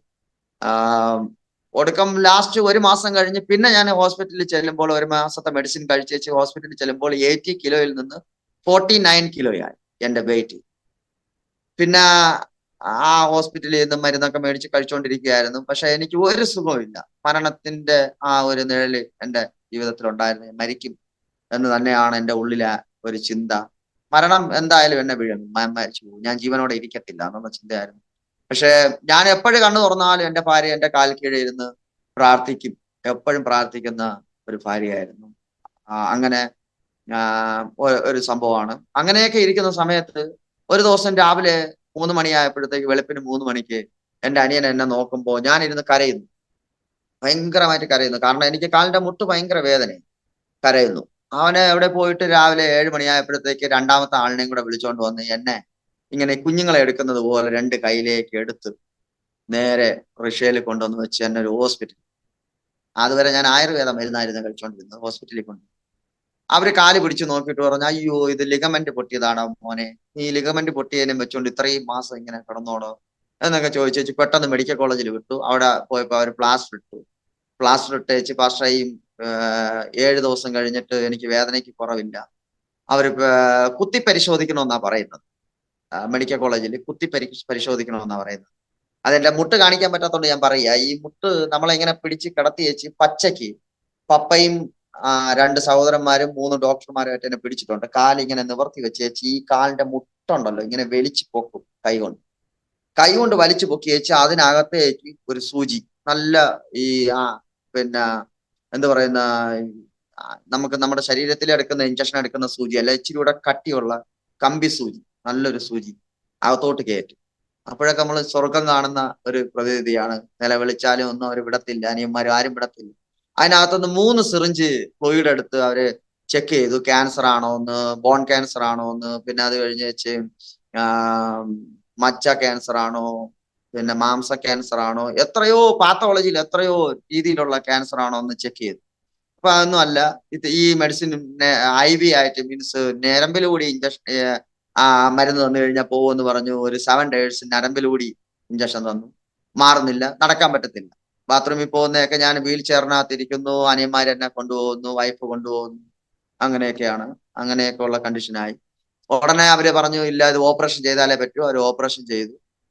ട്രിവാൻഡ്രം മെഡിക്കൽ കോളേജിൽ എന്നെ ഓപ്പറേഷന് കയറ്റി. 1/2 മണിക്കൂർ വളരെ സൈലന്റ് ആയിട്ടുള്ള ഓപ്പറേഷൻ ആയിരുന്നു. കുഴപ്പമൊന്നുമില്ല. അവര് ചോദിച്ചു, ഇപ്പൊ വേദനയുണ്ടോ എന്ന് ചോദിച്ചു. ഞാൻ പറഞ്ഞില്ല. കണ്ണിൽ 2 പഞ്ഞി അവർ വെച്ചു. എന്നിട്ട് സ്റ്റിക്കർ വെച്ച് ഒട്ടിച്ചു. അത് കഴിഞ്ഞ് വെച്ച് എനിക്ക് PP കിറ്റ്, ആ സമയത്ത് കൊറോണ ഒക്കെ നടക്കുന്ന സമയമൊക്കെ ആയതുകൊണ്ട് PP കിറ്റ് ഒക്കെ ഇട്ട് എന്റെ കാല് ഓപ്പറേഷൻ തുടങ്ങി. 1/2 മണിക്കൂർ നോർമൽ ആയിട്ടുള്ള സാധാ ഓപ്പറേഷൻ. അത് കഴിഞ്ഞിട്ട് ഒരു ഡ്രില്ല് സ്റ്റാർട്ട് ആകുന്ന സൗണ്ട് കേട്ടു. ഈ മനുഷ്യന്റെ അസ്ഥിയിൽ ഒന്ന് തൊട്ട് നോക്കണം, അപ്പോഴറിയാം അതിന്റെ വേദന. എനിക്ക് ഈ തൊടയുടെ ഇടുക്കില് ഇഞ്ചക്ഷൻ അവര് അനസ്തേഷ്യ തന്നതാണ്, നമ്മുടെ മയക്കാനുള്ള ഇഞ്ചക്ഷൻ തന്നതാണ്. ആ സമയത്ത് പാസ്റ്ററെ ഞാൻ വിളിക്കാൻ തുടങ്ങി. ഞാൻ കയറി പോകുമ്പം പലരെ ഓപ്പറേഷൻ ചെയ്യുന്ന കാണുന്നുണ്ട്, പലരും വിളിക്കുന്നുണ്ട്. അവരുടെ ദൈവങ്ങളെയൊക്കെ തെറി വിളിക്കുക, പല ദൈവങ്ങളെയും തെറി വിളിക്കുന്നു. ഞാൻ അപ്പോഴെന്റെ മനസ്സിൽ ചിന്തിച്ച് പോകുന്ന സമയത്ത് ഞാൻ ചിന്തിക്കുക, എന്തെങ്കിലും പ്രോബ്ലം ഉണ്ടായ ദൈവമേ ഒരിക്കലും നിന്നെ തെറി വിളിക്കേണ്ട ഇടവരരുത്. ഞാനിപ്പോ ഇതുവരെയും ഇയ്യോബിന്റെ ഭാര്യയായിട്ട് ഇരിക്കുക, പക്ഷെ തെറി വിളിക്കേണ്ട ഇടവരല്ലേ എന്നുള്ള ചിന്തയിലാണ് ഞാൻ പോകുന്നത്. അവിടെ ചെന്ന് പാസ്റ്ററെ 1/2 മണിക്കൂർ കഴിഞ്ഞപ്പോഴത്തേക്ക് ഇവര് ഡ്രില്ല് സ്റ്റാർട്ടാക്കി കാലയിൽ ചുറ്റി എങ്ങാണ്ട കൊണ്ട് അടിക്കാൻ തുടങ്ങി. മുട്ടല് അടിയോട് അടിയ. ഞാൻ ഇപ്പുറത്തെ കാലം കൊണ്ട് ചവിട്ടുന്നു, അതിനെ പിടിച്ച് അവര് ക്ലിപ്പൊക്കെ ഇട്ട് വെച്ച് കെട്ടി എങ്ങാണ്ട വെച്ചു. നമുക്ക് കാണാൻ പറ്റത്തില്ല, അടി. അയ്യോ, ഞാൻ ഇത്ര മാത്രമേ വിളിക്കുന്നു, യേശുവേ, എന്റെ യേശുവേ, എന്റെ യേശുവേ, എന്റെ യേശുവേ. ലാസ്റ്റ് കണ്ണിലുള്ള പഞ്ഞിയും നനഞ്ഞു, PP കിറ്റും നനഞ്ഞു, എല്ലാം നനഞ്ഞു. പക്ഷെ ഓപ്പറേഷൻ കഴിഞ്ഞു, പുറത്തു വന്നു. പിന്നെ എനിക്ക് നടക്കാൻ പറ്റത്തില്ല. പിന്നെ അത് പഴുക്കുന്നു, പ്രയാസമാവുന്നു. ഞാൻ എല്ലാം പിന്നെ അങ്ങ് കർത്താവിന്റെ കയ്യിൽ കൊടുത്തു. എന്റെ ഭാര്യ പറയാ, നിങ്ങൾ ഇതുവരെ മരിച്ചില്ലല്ലോ, ഇനി നിങ്ങൾ മരിക്കത്തില്ല. എന്റെ ഭാര്യ എപ്പോഴും എന്നോട് പറയാ, നിങ്ങൾ മരിക്കത്തില്ലല്ലോ, നിങ്ങൾ മരിക്കത്തില്ല, നിങ്ങൾ വിശ്വസിക്കേ, യേശുവിൽ വിശ്വസിക്കുക. നിങ്ങൾ പ്രസംഗിക്കുന്നില്ലേ, ആ പ്രസംഗിക്കുന്ന യേശുവിനെ നിങ്ങളുടെ ജീവിതത്തിലേക്ക് കൊണ്ടുവരൂ. നിങ്ങൾ പ്രസംഗിക്കുന്നില്ലേ, നിങ്ങൾ പ്രാർത്ഥിക്കൂ, യേശു അപ്പം നിങ്ങൾക്ക് സൗഖ്യം തരും. പ്രാർത്ഥിക്കുന്നുണ്ടെങ്കിലും ഉള്ളിന്റെ ഉള്ളിൽ ഒരു അവിശ്വാസം. പക്ഷെ ആ സമയം ആവുമ്പോഴത്തെ എന്താ പറയാ, പുള്ളിക്കാരി എന്നെ ബലപ്പെടുത്തിയ, എന്ത് പറയുന്ന ഈ ദൈവത്തിന്റെ ആത്മാവ് അങ്ങ് ഹേമിക്കുന്ന പോലെ പുള്ളിക്കാരി എന്നെ അങ്ങ് ഭയങ്കരമായിട്ട് പ്രാർത്ഥിക്കും, വിശ്വാസത്തിലേക്ക് കൊണ്ടുവരിക. കണ്ണിനകത്തൊക്കെ സുഖം കിട്ടിയതാ. പിന്നെ അതുപോലെ എന്റെ ഈ നെഞ്ചിന്റെ ഇവിടത്തെ ഒരു വാരിയൽ ഒടിഞ്ഞു കിടപ്പുണ്ട്. അതിങ്ങനെ ഷർട്ട് ഊരിയിട്ട് ഇങ്ങനെ ഒന്ന് ഞെക്കി കഴിഞ്ഞത് ഇങ്ങനെ അനങ്ങും. ഇപ്പോഴും ഉണ്ട് ആ സംഭവം. അപ്പൊ അങ്ങനെയൊക്കെ ഉള്ള സംഭവം ഉള്ള ആളാ. അപ്പൊ മരണത്തിൽ നിന്നൊക്കെ ജയിച്ച് രക്ഷപ്പെട്ടൊക്കെ വന്നതാണ്. പക്ഷെ പാസ്റ്ററെ ഈ സമയം അപ്പൊ വിശ്വാസം പോയി. പുള്ളിക്കാരി എന്നെ നമ്മൾ തമ്മിൽ ഒരു തർക്കമാ. നിങ്ങൾ ചാകത്തില്ല, ഞാൻ പറയുന്നു ഞാൻ ചാകും, ഇങ്ങനെയുള്ള ഭയങ്കര തർക്കം. പക്ഷേ പിന്നെ ആയപ്പോ ഞാൻ പറഞ്ഞു എനിക്ക് മരുന്ന് വേണ്ട, എന്റെ യേശു എന്നെ സുഖമാണ്, എന്റെ യേശുവിന് എന്നെ സുഖമാക്കാൻ കഴിയും. ഞാൻ വിശ്വാസത്തിൽ അങ്ങ് ഭയങ്കരമായിട്ട് കാര്യം. അത് കഴിഞ്ഞ് ഞാൻ മരുന്നെല്ലാം നിർത്തി, ഗുളികയൊന്നും എടുക്കാതെയായി. പക്ഷെ വേദന സഹിക്കാൻ പറ്റുന്നില്ല, കാൽ നടക്കാൻ പറ്റുന്നില്ല. പുള്ളിക്കാരി പിടിച്ചൊക്കെ നടക്കുന്ന, കമ്പ് കുത്തിയൊക്കെ നടക്കുന്നത്. ഒരങ്കിള് പെട്ടെന്ന് എന്റെ അടുത്തേക്ക് വന്നിട്ട് പറഞ്ഞു, ഒരു ഹോമിയോ ഡോക്ടർ ഉണ്ടോ, ഒന്ന് പോയി കാണുമോ? ഞാൻ പറഞ്ഞു ഞാനിപ്പോ ഒരു മെഡിസിനും എടുക്കുന്നില്ല, മരിക്കുകയാണെങ്കിൽ മരിക്കട്ടെ, കർത്താവിന് വേണമെങ്കിൽ കർത്താവ് ഉപയോഗിക്കട്ടെ എന്നുള്ള ചിന്തയിൽ ഞാൻ നടക്കാം. ഡോക്ടറെ വിളിക്കുന്നു. പിറ്റേന്ന് രാവിലെ 10 മണിക്ക് ഞാൻ പോകുന്നു. പുള്ളിക്കാരൻ ചെറിയ ചെറിയ കുപ്പികളിൽ പഞ്ചസാര പോലത്തെ കുറെ മെഡിസിൻസ് തരുന്നു. ഞാനത് രാവിലെ എടുത്ത് കഴിക്കുന്നു.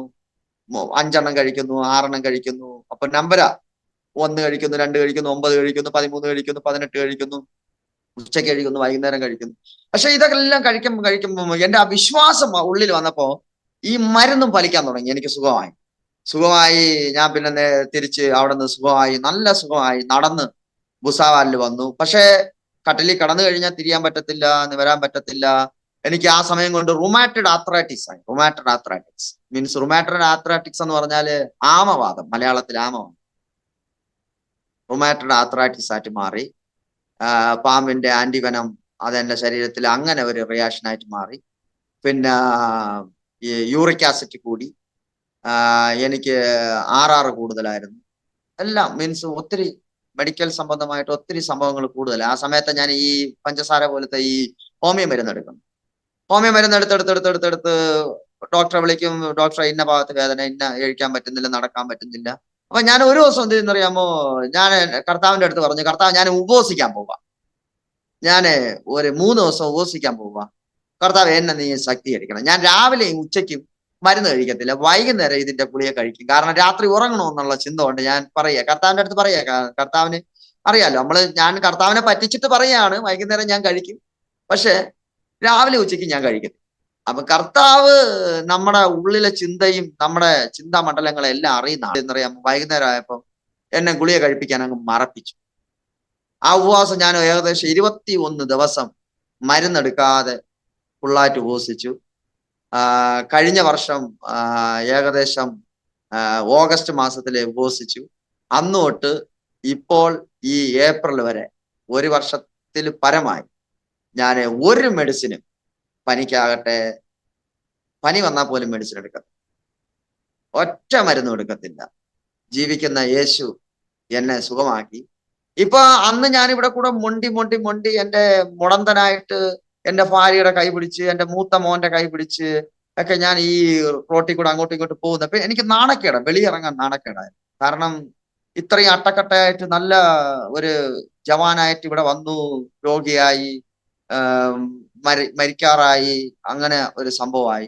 ഇപ്പൊ ഞാൻ ഇതുവഴിയൊക്കെ നടന്നു പോകുമ്പോഴേ ആൾക്കാരൊക്കെ, കഴിഞ്ഞ ദിവസം ഞാൻ മീൻ മാർക്കറ്റിൽ പോയപ്പോഴത്തേക്കും ഒരു ആന്റി, ഒരു പുള്ളിക്കാരൻ്റെ അടുത്ത് പറയാം, ഈ പാസ്റ്ററാണെങ്കിലേ മരാവുക സാബ് കാട്ടാണ്, ചത്ത പാമ്പ് ജീവിച്ച് ഈ പാസ്റ്ററെ കടിച്ചു വന്നു. പാസ്റ്ററെ ഇന്ന് ഞങ്ങളുടെ ഈ IFGM സഭയിൽ ഏകദേശം 70-80 പേരോളം വിശ്വാസികളുണ്ട്. പാസ്റ്റർ ചെന്നപ്പോൾ അവസ്ഥ എന്തായിരുന്നു? 28 പേര്, 28-30 പേര്. 28-30 പേരിൽ നിന്ന് 70-80 പേര് ആത്മാക്കൾ സഭയെ വരുവാൻ ആ പാമ്പുകടി കാരണമായി. പാമ്പ് കടി കാരണമായെന്ന് പറഞ്ഞാൽ അവര് നോക്കുന്നത് നമ്മൾ മരിക്കുന്നില്ലല്ലോ, പാമ്പ് കടിച്ചിട്ട് ചാകുന്നില്ല. അത് കാരണം ഞാൻ ഹോസ്പിറ്റലിൽ നിന്ന്, അത് ഞാൻ വിട്ടുപോയി പറയാം, ഹോസ്പിറ്റലിൽ നിന്ന് തിരിച്ചു വന്നു. എന്നെ കടിച്ച പാമ്പ് അതാന്ന് ചോദിക്കാൻ വേണ്ടി നാട്ടുകാർ മൊത്തം കൂടി. പാസ്റ്റർ സാബ് സാബ് കാട്ടിലിയ ഈ നാട്ടിലെ മൊത്തം ആൾക്കാർ കൂടി. ഞാൻ ഈ കവർ അടിക്കുമ്പോൾ മാസ്റ്ററെ പാമ്പ് തറയില് ജീവനോടെ പോവുക, അടിച്ച് ചപ്പലുകൊണ്ട് അടിച്ചു കൊന്ന് കവറിനകത്ത് കെട്ടി വെച്ചിരുന്ന പാമ്പാ. കവർ അഴിക്കുമ്പോൾ പാമ്പ് തറയിൽ ചാടി ജീവനോടെ ഇഴഞ്ഞു പോകുന്നു. ഈ നാട്ടുകാര് പാമ്പിനെ തല്ലിക്കൊല്ലുന്നു. അവരെല്ലാം കൂടി പാമ്പിനെ കൊണ്ടുപോയിട്ട് അത് പിന്നെയും ഫാദറിനെ കടിക്കരുതെന്ന് പറഞ്ഞേച്ച് വിറക് ഇട്ട് കത്തിച്ച് അതിനകത്ത് ആ പാമ്പിനെ ഇട്ട് കത്തിക്കുക, അങ്ങനെയൊക്കെയുള്ള സംഭവം ഉണ്ടായി ഇവിടെ. അപ്പൊ ഈ ദേശക്കാർക്ക് ഞാൻ ചാകാത്തത് ദൈവത്തിന്റെ സുവിശേഷമായിട്ട് മാറി. എന്നെ കാണുമ്പോൾ അവർ വിചാരിക്കുന്നത്, ഇപ്പൊ തന്നെ കഴിഞ്ഞ ദിവസം തന്നെ ഒരു രാത്രി 12 മണിയായപ്പോ ഒരു സഹോദരി ഭയങ്കര വിളിയാ, ഭൂതം കയറിയിട്ട് ശാശി കയറിയിട്ട് വിളിച്ചു. ഉടനെ തന്നെ ആരാണ്ടാ കയറ്റി ചാടി അകത്ത് കയർന്ന് വന്ന് ഫാദർ ജൽദിയാവോ എന്ന് പറഞ്ഞ് വിളിച്ചുകൊണ്ട് പോകുന്നു, പ്രാർത്ഥിച്ച് വെള്ളം കൊടുക്കുന്നു, ആ സഹോദരിക്ക് സുഖമാകുന്നു. അങ്ങനെ ഒത്തിരി മിറക്കിൾസ് ദൈവം എന്നിലൂടെ ഈ ദേശത്ത് ചെയ്തെടുക്കുന്നു. ഒത്തിരി. കഴിഞ്ഞ ദിവസവും ചർച്ചിനകത്ത് പ്രിയങ്ക എന്ന് പറഞ്ഞിട്ട് ഒരു സഹോദരി വന്നു, പിന്നെ പൂതകളകി വല്ലാത്തൊരു അന്തരീക്ഷം. ചർച്ചുകാരെല്ലാരും മീൻസ് ആളുകളെ നമ്മൾ പ്രസംഗിക്കുന്നെങ്കിലും ആളുകളെല്ലാം പുള്ളിക്കാരി ഇങ്ങനെ കറങ്ങി കറങ്ങി കറങ്ങി തലയിട്ട് മുടിയിട്ട് കറങ്ങി ഇങ്ങനെ ആടി രൂപം കൊണ്ട് വന്നു. ഞാൻ യേശുവിന്റെ നാമത്തിൽ വിട്ടുവയ്ക്കണമെന്ന് പറഞ്ഞ് തലയെ കൈവച്ച് പ്രാർത്ഥിച്ചു. ഇപ്പോഴും പുള്ളിക്കാരി വരുന്നുണ്ട്, ഒരു കുഴപ്പമില്ല, വേറെ ഒന്നും ചെയ്തില്ല. യേശുവിന്റെ നാമത്തിൽ വിട്ടുപോകണം. മലയാളം, ഹിന്ദി പോലും പറഞ്ഞില്ല. അപ്പൊ ഈ ഇരിക്കുന്ന ആൾക്കാർക്കെല്ലാം ഇതെല്ലാം കാണുമ്പം ഒരു എന്തോ പറയുന്ന ഒരു അത്ഭുതം എന്ന് പറയുന്ന, പക്ഷേ എന്റെ കയ്യിൽ ഒന്നുമില്ല, ഈ ബൈബിൾ അല്ലാതെ എന്റെ കയ്യിൽ ഐ ഡോണ്ട് ഹാവ് എനിത്തിങ്, मेरा पास कुछ भी नहीं है पास्टर, ये परमेश्वर लेकिन मेरा साथ में है। अभी मेरा फिलहाल मतलब कुछ भी दवाई नहीं ले रहे फिलहाल, मतलब ये हाथ മലയാളം लंबा പാസ്റ്റർ. नहीं, സോറി പാസ്റ്റർ അങ്ങ് ചർച്ചിലോട്ടങ്ങ് കയറി. സോറി അതെ. ഈ കൈ നിവർന്നു വരത്തില്ല, കാലിന് ഒരു ചെറിയ മുടം, അല്ലാതെ വേറെ ഒരു പ്രശ്നമില്ല. കൈ നിവർന്നു വരത്തില്ലെങ്കിലും മുമ്പ് എനിക്ക് ചോറ് വാരി കഴിക്കാൻ പറ്റത്തില്ല. ഇപ്പൊ തന്നെ ഈ കൈ മടങ്ങുമ്പോൾ നിങ്ങൾക്കറിയാം, നമുക്ക് ഇങ്ങനെ വരത്തില്ല. എനിക്ക് ഈ കൈ ചോറ് വാരി കഴിക്കാൻ പറ്റത്തില്ല. ഇപ്പൊ ഞാൻ ഈ കൈ കൊണ്ടാണ് ചോറ് കഴിക്കുന്നത്, ബ്രഷ് ചെയ്യുന്നത്, തല തുടയ്ക്കുന്നത്, തലയിൽ എണ്ണ പുരട്ടുന്നത്. ഈ കൈ എനിക്ക് ഒന്നിനും പറ്റത്തില്ലായിരുന്നു. ചെവി തൊടാൻ പറ്റത്തില്ലായിരുന്നു. ഇപ്പൊ ഇത്രയും ഇങ്ങനെ തൊടാം, മീൻസ് ഈ ഭാഗത്ത് ഇതുപോലെ എനിക്ക് തൊടാൻ പറ്റത്തില്ല. ഇങ്ങനെ ഇവിടെ കൂടെ മീൻസ് ഇവിടെ അല്ല വേദന, ഇതിനകത്ത് അത് ഇങ്ങനെ സ്റ്റക്കായി പോയി. എന്താ അറിയത്തില്ല, അത് ഈ റുമാറ്റോയ്ഡ് ആർത്രൈറ്റിസ് വന്നോണ്ടായിരിക്കണം. അങ്ങനെ പാസ്റ്ററെ, ഇതാ ഈ ഞാൻ പറഞ്ഞത്, നാട്ടിൽ വന്നപ്പോൾ ഒരു ആയുർവേദ സെന്ററിൽ ചെന്നപ്പോൾ അവരാ പറയുന്നത് ഇത് വെനമില്ലാത്ത പാമ്പാന്നല്ലേ? ആ ആയുർവേദ ഹോസ്പിറ്റലിൽ ചെല്ലുമ്പോഴത്തേക്ക് അവര് പാമ്പിനെ കാണുന്നു. പാമ്പിനെ കണ്ടിട്ട് പറഞ്ഞു, അയ്യോ ഇത് നോർത്ത് ഇന്ത്യയിൽ ഉള്ളതാണ്, ഇത് വെനമില്ലാത്തതാണ്, ഇതിന്റെ കറുപ്പിന് വെനമുണ്ട്. അത് ശരി. കറുത്ത പാമ്പുണ്ട്, ഇത് കഴിച്ച വെനമില്ല. ഇത് വെനമില്ലാത്തതിന് നമുക്ക് ഇഞ്ചക്ഷൻ തന്നു, അവർ ആന്റി വെനം എടുത്തു. അതുമാണ് ഈ പാസ്റ്റർ പറയുന്ന ഇൻഫർമേഷൻ ആ ആയുർവേദ ഹോസ്പിറ്റലിൽ നിന്ന് പറഞ്ഞൊരു ഇൻഫർമേഷൻ. പക്ഷെ ഇവിടുത്തെ ഡോക്ടർമാർ ചികിത്സിച്ചത് വെനമുള്ള പാമ്പിന്റെ അനുസരിച്ചാണ് ചികിത്സിച്ചത്. ഫോട്ടോ അണലി വംശത്തിൽപ്പെട്ട പാമ്പാന്ന് പറഞ്ഞാണ് ഇൻജക്ഷൻ എടുക്കുന്നത്. കാരണം എന്നെ കാണിക്കുന്നുണ്ട് ഫോട്ടോ, അവരുടെ ഫോണിൽ ഫോട്ടോ നോക്കുന്നു, എന്റെ ഫോണിൽ ഫോട്ടോ നോക്കുന്നു. അങ്ങനെ നോക്കി കമ്പയർ ചെയ്താണ് അവർ അതിന് വേണ്ടിയിട്ടുള്ള ഇൻജക്ഷൻ എനിക്ക് എടുക്കുന്നത്. ശരി, എന്താണെങ്കിലും അതൊരു പിഴവാണ്. കാരണം ഞാൻ ആ ഫോട്ടോ നോക്കുമ്പോൾ അത് അണലി വംശത്തിൽപ്പെട്ട ഒരു പാമ്പിന്റെ രൂപമല്ല അതിന്. അത് ശംഖുവരൻ അല്ലെങ്കിൽ ക്രേറ്റ് വംശത്തിൽപ്പെട്ട പാമ്പിന്റെ ഒരു വളയം അതേ കാണുന്നത്. അണലിയുടെ ശരീരം എന്ന് പറഞ്ഞാൽ വ്യത്യസ്തമാണ്, ഇതിന്റെ പിക്ചേഴ്സ് വ്യത്യസ്തമാണ്, വട്ടമാണ് വരുന്നത്. ഇത് വട്ടമുള്ള വളയം എന്ന് പറഞ്ഞാൽ നമ്മുടെ മോതിരവളയൻ അല്ലെങ്കിൽ ശംഖുവരയൻ ഇങ്ങനെയുള്ള പാമ്പുകളാണ് ഈ ഒരു വർഗത്തിൽപ്പെട്ടത്. എനിവേ പാമ്പിന്റെ വിഷമാണോ അതോ ആന്റിവനത്തിന്റെ വിഷമാണോ? പാസ്റ്റർ ഒരു വലിയ മരണവുമായിട്ടുള്ള പോരാട്ടത്തിൽ കൂടെ പുറത്തു വന്നു, അതിൻ്റെ എഫക്റ്റ് ഇപ്പോഴും ശരീരത്തിലുണ്ട്. പൗലോസിനെ മെലിത്തിയുടെ ദ്വീപിൽ ഒരു പാമ്പ് കടിച്ചു, കണ്ടു നിന്ന് ബർബരന്മാർക്ക് അതൊരു അത്ഭുതമായെന്ന് പറഞ്ഞതുപോലെ ഇന്ന് അവിടെയുള്ള മീൻചന്തയിലുള്ള ആളുകൾ പോലും പാസ്റ്ററെ തിരിച്ചറിയുന്നത് ചത്ത പാമ്പ് കടിച്ച പാസ്റ്റർ എന്നുള്ള പേരില്ല. അതെ, ചത്ത പാമ്പ് കടിച്ച പാസ്റ്റർ എന്നുള്ള ഇതറിയും. അതിന്റെ പേരിൽ ആത്മാക്കൾ സഭയിൽ വരാൻ തുടങ്ങി. അതാണ് ഏറ്റവും വലിയ ഒരു അനുഗ്രഹം എന്ന് പറഞ്ഞാൽ. നമുക്ക് ഇത്രയും കഷ്ടത്തിൽ കൂടെ പോയതെങ്കിലും ആ ഭുസാവൽ ദേശത്ത് ഒരു ചർച്ച് ഗ്രോത്ത് കാണാൻ ദൈവം ഇടയാക്കി. കണ്ടിന്യൂ ചെയ്യാം പാസ്റ്ററെ. അങ്ങനെ ഇപ്പോഴും എന്നെ അറിയപ്പെടുന്ന അങ്ങനെയാണ്. ഇവിടെ ആൾക്കാരൊക്കെ ഞാൻ ഇതുവഴി പോകുമ്പോഴെല്ലാം അവരെന്നെ നോക്കുമ്പോഴത്തേക്ക് ഞാൻ മരിക്കാതെ ജീവനോടെ ഇരിക്കുന്നു. അത് അവരൊക്കെ കാണുമ്പോൾ അത് ഭയങ്കര അത്ഭുതമാണ്. കാരണം അവർ നോക്കുമ്പോൾ അവരെല്ലാരും വിചാരിച്ചു എന്റെ കണ്ടീഷൻ അവർ കാണുന്നുണ്ടല്ലോ. ഹോസ്പിറ്റലിൽ നിന്ന് ഞാൻ ഒരു മാസത്തെ ട്രീറ്റ്മെന്റ് കഴിഞ്ഞ് ഇവിടെ വരുമ്പോഴത്തേക്ക് അവരെന്നെ കാണാൻ വരും, ആൾക്കാർ കാണും. അതുപോലെ തന്നെ വെളിയിറങ്ങി ഇങ്ങനെ എനിക്ക് നടക്കണം. അപ്പൊ ഞാൻ നടക്കുന്നത് ചർച്ചിനകത്ത് നടക്കും, കാരണം ആരും കാണണ്ടല്ലോ എന്നുള്ള ചിന്തയിൽ. ഈ ഹോള് ജസ്റ്റ് ഞാനൊന്ന് കാണിക്കാം. ഈ ഹോളിനകത്ത് അങ്ങ് നടക്കും. വലിയ വലിയ ഹോളാണ്, ഇതിനകത്ത് അങ്ങ് നടക്കും. അപ്പൊ ഈ ഹോളിനകത്ത് നടക്കുമെന്ന് പറഞ്ഞാൽ വേറെ ആരും കാണണ്ടല്ലോ എന്നുള്ള ചിന്തയില ഇതിനകത്ത് അങ്ങ് നടക്കുന്നത്. പിന്നെ പിന്നെ ആകുമ്പോഴത്തേക്ക് ഇതിനകത്ത് നടന്നു വരുമ്പോഴത്തേക്ക് നടക്കാൻ പറ്റാതെ ആവും. അത് കഴിയുമ്പോൾ പിന്നെ തിരിച്ച് ഞാൻ പെട്ടെന്ന് വെളിയിൽ ഞങ്ങളുടെ ഈ കാമ്പൗണ്ടിനകത്ത് നടക്കും. പിന്നെ ഇച്ചിരി റോഡിലൊക്കെ നടക്കും. അപ്പൊ ആൾക്കാരെല്ലാം വണ്ടി നിർത്തിയിട്ട് ഫാദർ ക്യാ ഹോ ഗയാ, ഫാദർ എന്ത് പറ്റി? ഹോസ്പിറ്റലിൽ ഇവിടെ അടുത്തൊരു ഹോസ്പിറ്റലുണ്ട്, ആ ഡോക്ടർ ഞങ്ങളുടെ ചർച്ചിൽ ഇപ്പൊ വരുന്നുണ്ട്. അദ്ദേഹവും ചോദിക്കും എന്ത് പറ്റി, എന്ത് പറ്റി? ആശിഷ് ശുക്ല എന്നാ പേര്, പുള്ളിക്കാരനും ഇടയ്ക്ക് ഞങ്ങളുടെ ചർച്ചിലൊക്കെ വരാറുണ്ട്. അപ്പൊ കാരണം അവരെല്ലാരും നോക്കുമ്പോ പാമ്പ് കടിച്ചിട്ട് ഇത്രയും ഒരു സംഭവത്തിലൂടെ പോയിട്ട് എന്റെ കഴിവോ എന്റെ മിടുക്കോ ഒന്നും അല്ല, ഞാൻ ചാകാത്തതാണ് ഇന്ന് ഈ സ്ഥലത്ത് കർത്താവ് പ്രവർത്തിക്കാൻ കാരണം. കർത്താവ് പലരും പ്രാർത്ഥിക്കാൻ വേണ്ടി വരും, പല സ്ഥലത്തുനിന്നും പ്രാർത്ഥിക്കാൻ വേണ്ടി വരും. ഒരു പ്രാവശ്യം ഏകദേശം 2 ഓട്ടോറിക്ഷ നിറയെ ആൾക്കാർ, ഒരു 17 വയസ്സായ വൈഭവ് എന്ന് പറയുന്ന ഒരു പയ്യനെയും കൊണ്ട് ഇവിടെ വന്നു. ആ പുള്ളിക്കാരൻ അകത്തോട്ട് കയറത്തില്ല, ചർച്ചിനകത്തോട്ട് കയറത്തില്ല. അവനെല്ലാരും കൂടെ പിടിച്ച്, ഓട്ടോക്കാരും എല്ലാരും കൂടെ പിടിച്ച് ഇതിനകത്ത് കയറ്റി കഴിഞ്ഞപ്പോഴത്തേക്ക് ഞാൻ ചോദിച്ചു എന്താ, ആരാ? അപ്പൊ പറഞ്ഞു വൈഭവ്. ഞാൻ ചോദിച്ചു നിന്റെ അകത്തിരിക്കുന്ന ആരാ? അപ്പൊ പറഞ്ഞ് ഞാൻ അൽക്കയുടെ ആത്മാവാ, അൽക്കാക്ക ആത്മാ, അൽക്കയുടെ ആത്മാവാ എന്ന് പറഞ്ഞിട്ട് പുള്ളി അങ്ങ് ഉരുളാൻ തുടങ്ങി. അപ്പോഴേ എന്റെ കണ്ടീഷൻ എന്ന് പറഞ്ഞാൽ ഈ ഇവിടെ സംഭവിക്കുന്ന ഈ ചർച്ചിനകത്ത് നടക്കുന്ന സംഭവം. അപ്പൊ എന്റെ കണ്ടീഷൻ എന്ന് പറഞ്ഞാൽ എനിക്ക് നടക്കാൻ പറ്റത്തില്ല നല്ലതായിട്ട്. ഞാന് പിന്നെ പ്രാർത്ഥിക്കുന്നുണ്ട്, വെള്ളം പ്രാർത്ഥിച്ച് വെച്ചിട്ട് ആ പയ്യന് കുടിക്കാൻ കൊടുക്കണമെന്നുള്ള ചിന്തയിൽ വെള്ളം പ്രാർത്ഥിക്കുക, അന്യഭാഷ പറഞ്ഞ് പ്രാർത്ഥിക്കുന്ന സമയത്ത് ഈ ഭൂതളകി ഈ ചർച്ചിനകത്ത് മൊത്തം ഉരുളുക. അപ്പൊ എനിക്ക് പ്രാർത്ഥിക്കണമെങ്കിലും ജസ്റ്റ് ടച്ച് ചെയ്യണമെങ്കിൽ കൈ നിവരത്തില്ല. അപ്പൊ ഞാൻ കർത്താവിന്റെ അടുത്ത് പറയാ, കർത്താവ് എന്നെ കൊണ്ട് പറ്റത്തില്ല, നീ തന്നെ ചെയ്തോ. അപ്പൊ അവൻ എന്നെ എന്താ പറയുക, ഉരുണ്ട് എവിടെയെങ്കിലും കൂടെ ഈ ഹോള് മൊത്തം ഉരുണ്ടേച്ച് എന്റെ അടുത്ത് വരും. അപ്പൊ ഞാൻ യേശുവിന്റെ നാമത്തിൽ വിട്ടുപോന്ന് പറയുമ്പോഴത്തേക്ക് അവൻ പോകും. അത് കഴിഞ്ഞ് 3 ദിവസം കഴിഞ്ഞപ്പോ പിന്നെയും ആ പയ്യൻ ഇവിടെ വരിക, അവനെ പിന്നെയും കൊണ്ടുവന്നു. രണ്ടാമത് പോയില്ല, പിശാച് പോയില്ല, പോകാതെ രണ്ടാമത് കൊണ്ടുവന്നു. അത് എന്നെ പഠിപ്പിക്കുക, ഓരോ അനുഭവത്തിലൂടെ എന്നെ പഠിപ്പിക്കുക. രണ്ടാമത് പുള്ളിയെ ഇവിടെ കൊണ്ടുവരുന്നു. അന്ന് കൊരങ്ങനാകുക, അവൻ ഈ ബന്തറായിട്ട് ഈ കൊരങ്ങനായിട്ട് ഇങ്ങനെ ചാടുക, കൊരങ്ങൻ ചാടുന്ന പോലെ രണ്ട് കൈയും കുത്തി ഒരു കാലും കുത്തി വെച്ചു അങ്ങ് ചാടുക. അപ്പൊ എനിക്ക് നടക്കാൻ പറ്റും. അപ്പൊ ഞാൻ പറയാം, എന്റെ കർത്താവ് എനിക്ക് നടക്കാൻ പറ്റുന്നില്ല, ഇവന്റെ അടുത്തോട്ട് പോകാൻ പറ്റുന്നില്ല, ഞാൻ എങ്ങനെ ഇവന്റെ തലയിൽ കൈ വെച്ചൊന്ന് പ്രാർത്ഥിക്കും? ബൈബിൾ ഉണ്ട്, പ്രാർത്ഥിച്ച് വെള്ളം ഇത് ഞാൻ എങ്ങനെ ഇവന് പ്രാർത്ഥിച്ചു കൊടുക്കും? ഞാൻ പറയാം, അപ്പൊ കർത്താവ് നീ തന്നെ ചെയ്തോണം. അപ്പൊ കർത്താവ് പറയും ഞാൻ ചെയ്യാൻ മോനെ. എന്നോട് അങ്ങ് ഒരു സഹോദരന്റെ അടുത്ത് സംസാരിക്കുന്ന പോലെ, ഒരു ഫ്രണ്ട്സിന്റെ അടുത്ത് സംസാരിക്കുന്ന പോലെ യേശോപ്പൻ എന്നോട് സംസാരിക്കാൻ തുടങ്ങി. ഞാൻ ദൈവത്തോട് അങ്ങ് പറയും, ദൈവം എന്ത് എന്നറിയാമോ, ആ പയ്യനെ രണ്ടാമത് സുഖമാക്കി. അപ്പൊ ഞാൻ പറഞ്ഞു, കർത്താവ് ഇനി ഈ പയ്യന് വരരുത്, ഒരു പ്രശ്നം വരരുത്, ഇന്ന് ഇവിടെ നിന്ന് പോകുന്നു, ചായയൊക്കെ കൊടുത്ത് സന്തോഷമായിട്ട് പോവാ. ഞാൻ പറയാം ഒന്നും വരല്ലേ കർത്താവേ എന്ന് പറഞ്ഞ് ഞാൻ പറഞ്ഞു വിടുകയാണ്. കാരണം എന്റെ കണ്ടീഷൻ അങ്ങനെ, എനിക്ക് നടക്കാൻ പറ്റത്തില്ലല്ലോ. ഇവിടെ നിന്ന് അതുവരെ പോകണമെങ്കിലും ഞാൻ വളരെ കഷ്ടപ്പെട്ട കസേരന്ന് എഴുന്നേക്കുന്നത്. ഇപ്പോഴല്ല, ഏകദേശം 1 വർഷം മുമ്പുള്ള കാര്യം പറയുന്നത്. എഴിക്കാൻ പറ്റത്തില്ല, ഇരിക്കാൻ പറ്റത്തില്ല. അവന്റെ അടുത്തോട്ട് ഒന്ന് പോയി മോനെ എന്ന് പറഞ്ഞൊന്ന് പ്രാർത്ഥിക്കാനോ തൊടാൻ ഈ കൈ നിവർന്ന് വരത്തില്ല. വലത് കൈ വെച്ച് പ്രാർത്ഥിക്കേണ്ടി, ഇടത് കൈ വെച്ച് പ്രാർത്ഥിച്ചു കഴിഞ്ഞാൽ അവർ വിചാരിക്കും ഇടത് കൈ എന്റെ അയ്യോ എന്നുള്ള ചിന്ത വരും.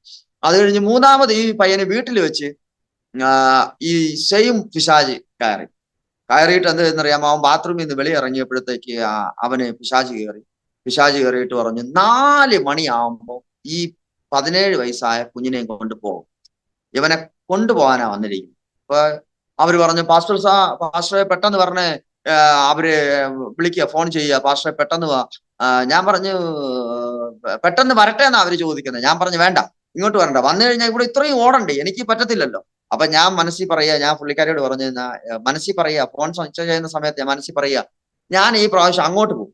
അപ്പൊ എന്നോട് പുള്ളിക്കാരി പറയും നിങ്ങൾക്ക് വണ്ടി ഓട്ടിക്കാൻ പറ്റത്തില്ലല്ലോ. ഞാൻ പറഞ്ഞു ഞാൻ വണ്ടി ഓട്ടിച്ചു പോകും, കർത്താവ് എന്റെ കൂടെ ഉണ്ടല്ലോ. ഞാൻ കർത്താവിന്റെ അടുത്ത് പറഞ്ഞു കഴിഞ്ഞു. അപ്പൊ പറഞ്ഞു ഞാൻ പുറകെ ഇരിക്കണ്ടേ, അപ്പൊ വീഴത്തില്ലേ നമ്മൾ?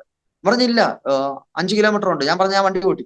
അങ്ങനെ വണ്ടി ഓട്ടിച്ച് പാസ്റ്റർ അവരുടെ വീട്ടിൽ ചെന്നു. അവിടെ ചെന്നപ്പോഴത്തേക്ക് ഈ പയ്യൻ 2 കാലും 2 കൈയും കുത്തി അങ്ങ് പൊങ്ങി വെച്ച് അൽക്കയുടെ ആത്മാവാണ്, ഈ ആത്മാവ് പറയുക ഈ പയ്യനെ കൊണ്ടേ പോകത്തുള്ളൂ, ഞാൻ പോകത്തില്ല, 4 മണിയാകുമ്പോ ഇവനെയും കൊണ്ടേ പോകത്തുള്ളൂ.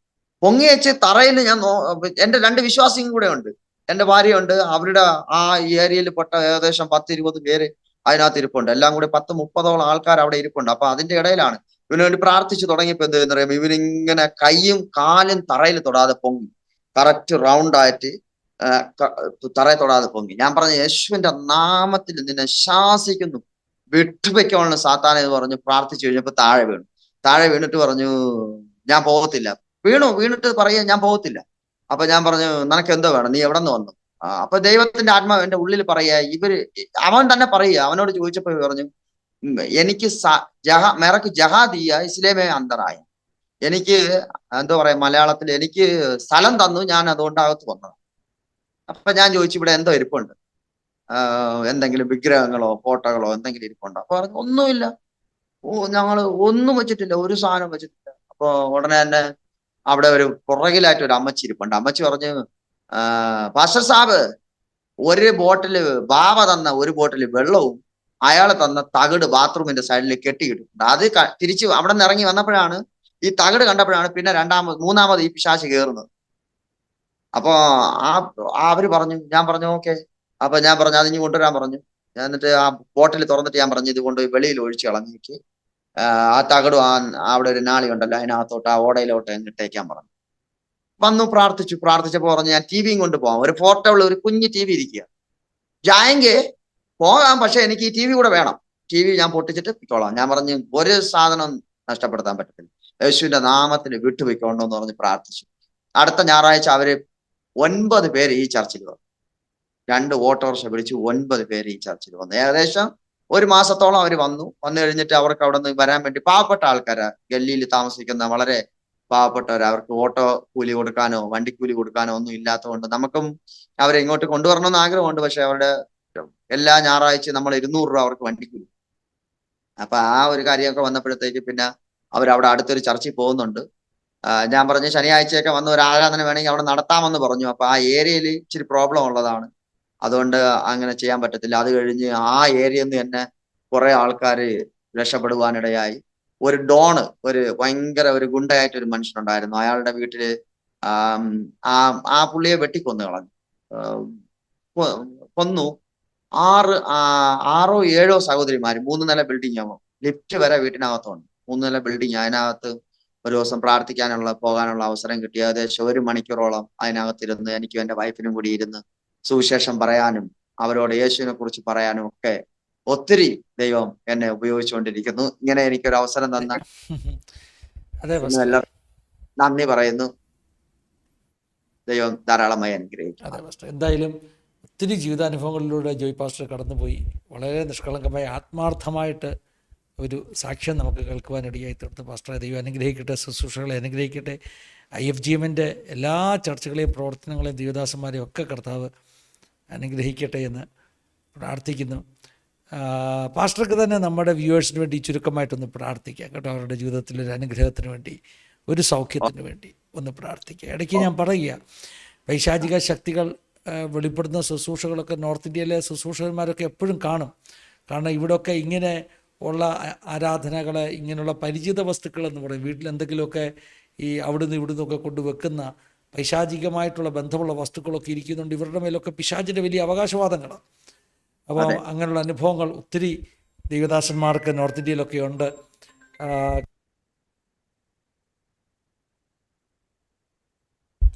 കർത്താവിൻ്റെ ദാസനെ ദൈവം ഉപയോഗിക്കുന്ന വിധങ്ങൾക്കായിട്ട് ദൈവത്തിന് സ്തോത്രം ചെയ്യുന്നു. പാസ്റ്റർക്ക് തന്നെ ഒന്ന് പ്രാർത്ഥിക്കാം, നമ്മുടെ വ്യൂവേഴ്സിന് വേണ്ടി ഒന്ന് പ്രാർത്ഥിക്കാം. ഓക്കെ.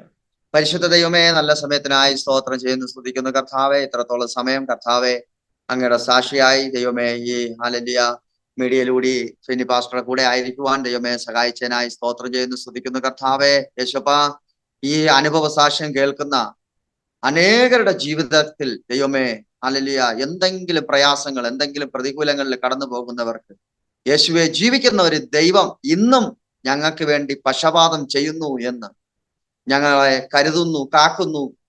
ഞങ്ങൾ ആ കർത്താവിന്റെ വേലക്കാരാണെന്ന് മനസ്സിലാക്കിക്കൊണ്ട് പിന്നെയും കർത്താവെ അങ്ങയിലേക്ക് മാനസാന്തരപ്പെട്ട് മടങ്ങി വരുവാൻ തക്കവണ്ണം ദൈവമേ അങ്ങ് സഹായിക്കണമേ. ഏതെങ്കിലും ആൾക്കാർ രോഗത്താൽ ഭാരത്താൽ പ്രയാസത്തോടെ ആയിരിക്കുന്നു എങ്കിൽ അങ്ങ് തൊട്ടവരും സൗഖ്യമായെന്ന് അങ്ങയുടെ വചനം പ്രകാരം ദൈവമേ അങ്ങ് വിടുവിക്കുമാറാകണമെന്ന് പ്രാർത്ഥിക്കുന്നു. അതിവേഗമോടുന്ന അങ്ങയുടെ വചനം അയച്ച് യേശോപ്പ അങ്ങ് സൗഖ്യമാക്കണമെന്ന് പ്രാർത്ഥിക്കുന്നു കർത്താവെ.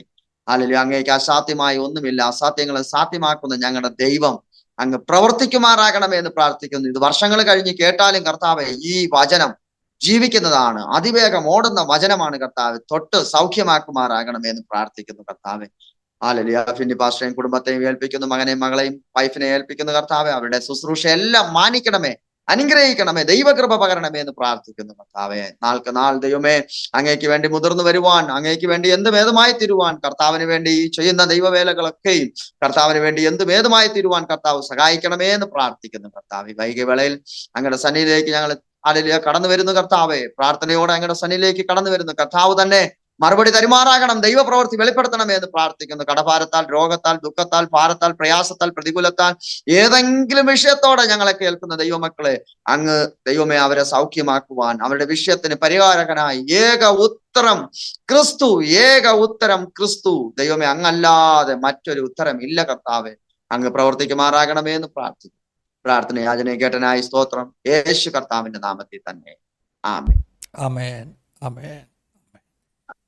Thank you Jesus. പിതാപുത്ര പരിശുദ്ധാത്മാവകുന്ന ത്രിയേക ദൈവത്തിൻ്റെ കൂട്ടായ്മ സഹവാസക്കാവൽ നമ്മെല്ലാവരുടെ പേരും പ്രത്യേകമായി നമ്മുടെ നടുവിൽ കടന്ന ജീവിതാനുഭവങ്ങൾ പങ്കുവച്ച പ്രിയ ജോയ് പാസ്റ്റർ മേൽ, തൻ്റെ കുടുംബത്തിന് മേൽ, ശുശ്രൂഷകളുടെ മേൽ ഇന്ന് മുതൽ എപ്പോഴും എന്നേക്കും ഉണ്ടായിരിക്കുമാറാകട്ടെ. ആമേൻ. താങ്ക് യു പാസ്റ്റർ, ഒത്തിരി നന്ദി പറഞ്ഞ് ഇത്രയും സമയങ്ങൾ ഞങ്ങളോടൊപ്പം വന്ന് വിനിയോഗിച്ചതിന് താങ്ക് യു. പ്രേക്ഷകരോട് നന്ദി പറയുന്നത് എല്ലാവരും ധാരാളമായിട്ട് അനുഗ്രഹിക്കട്ടെ. God bless you all. Have A wonderful time. Thank you for watching.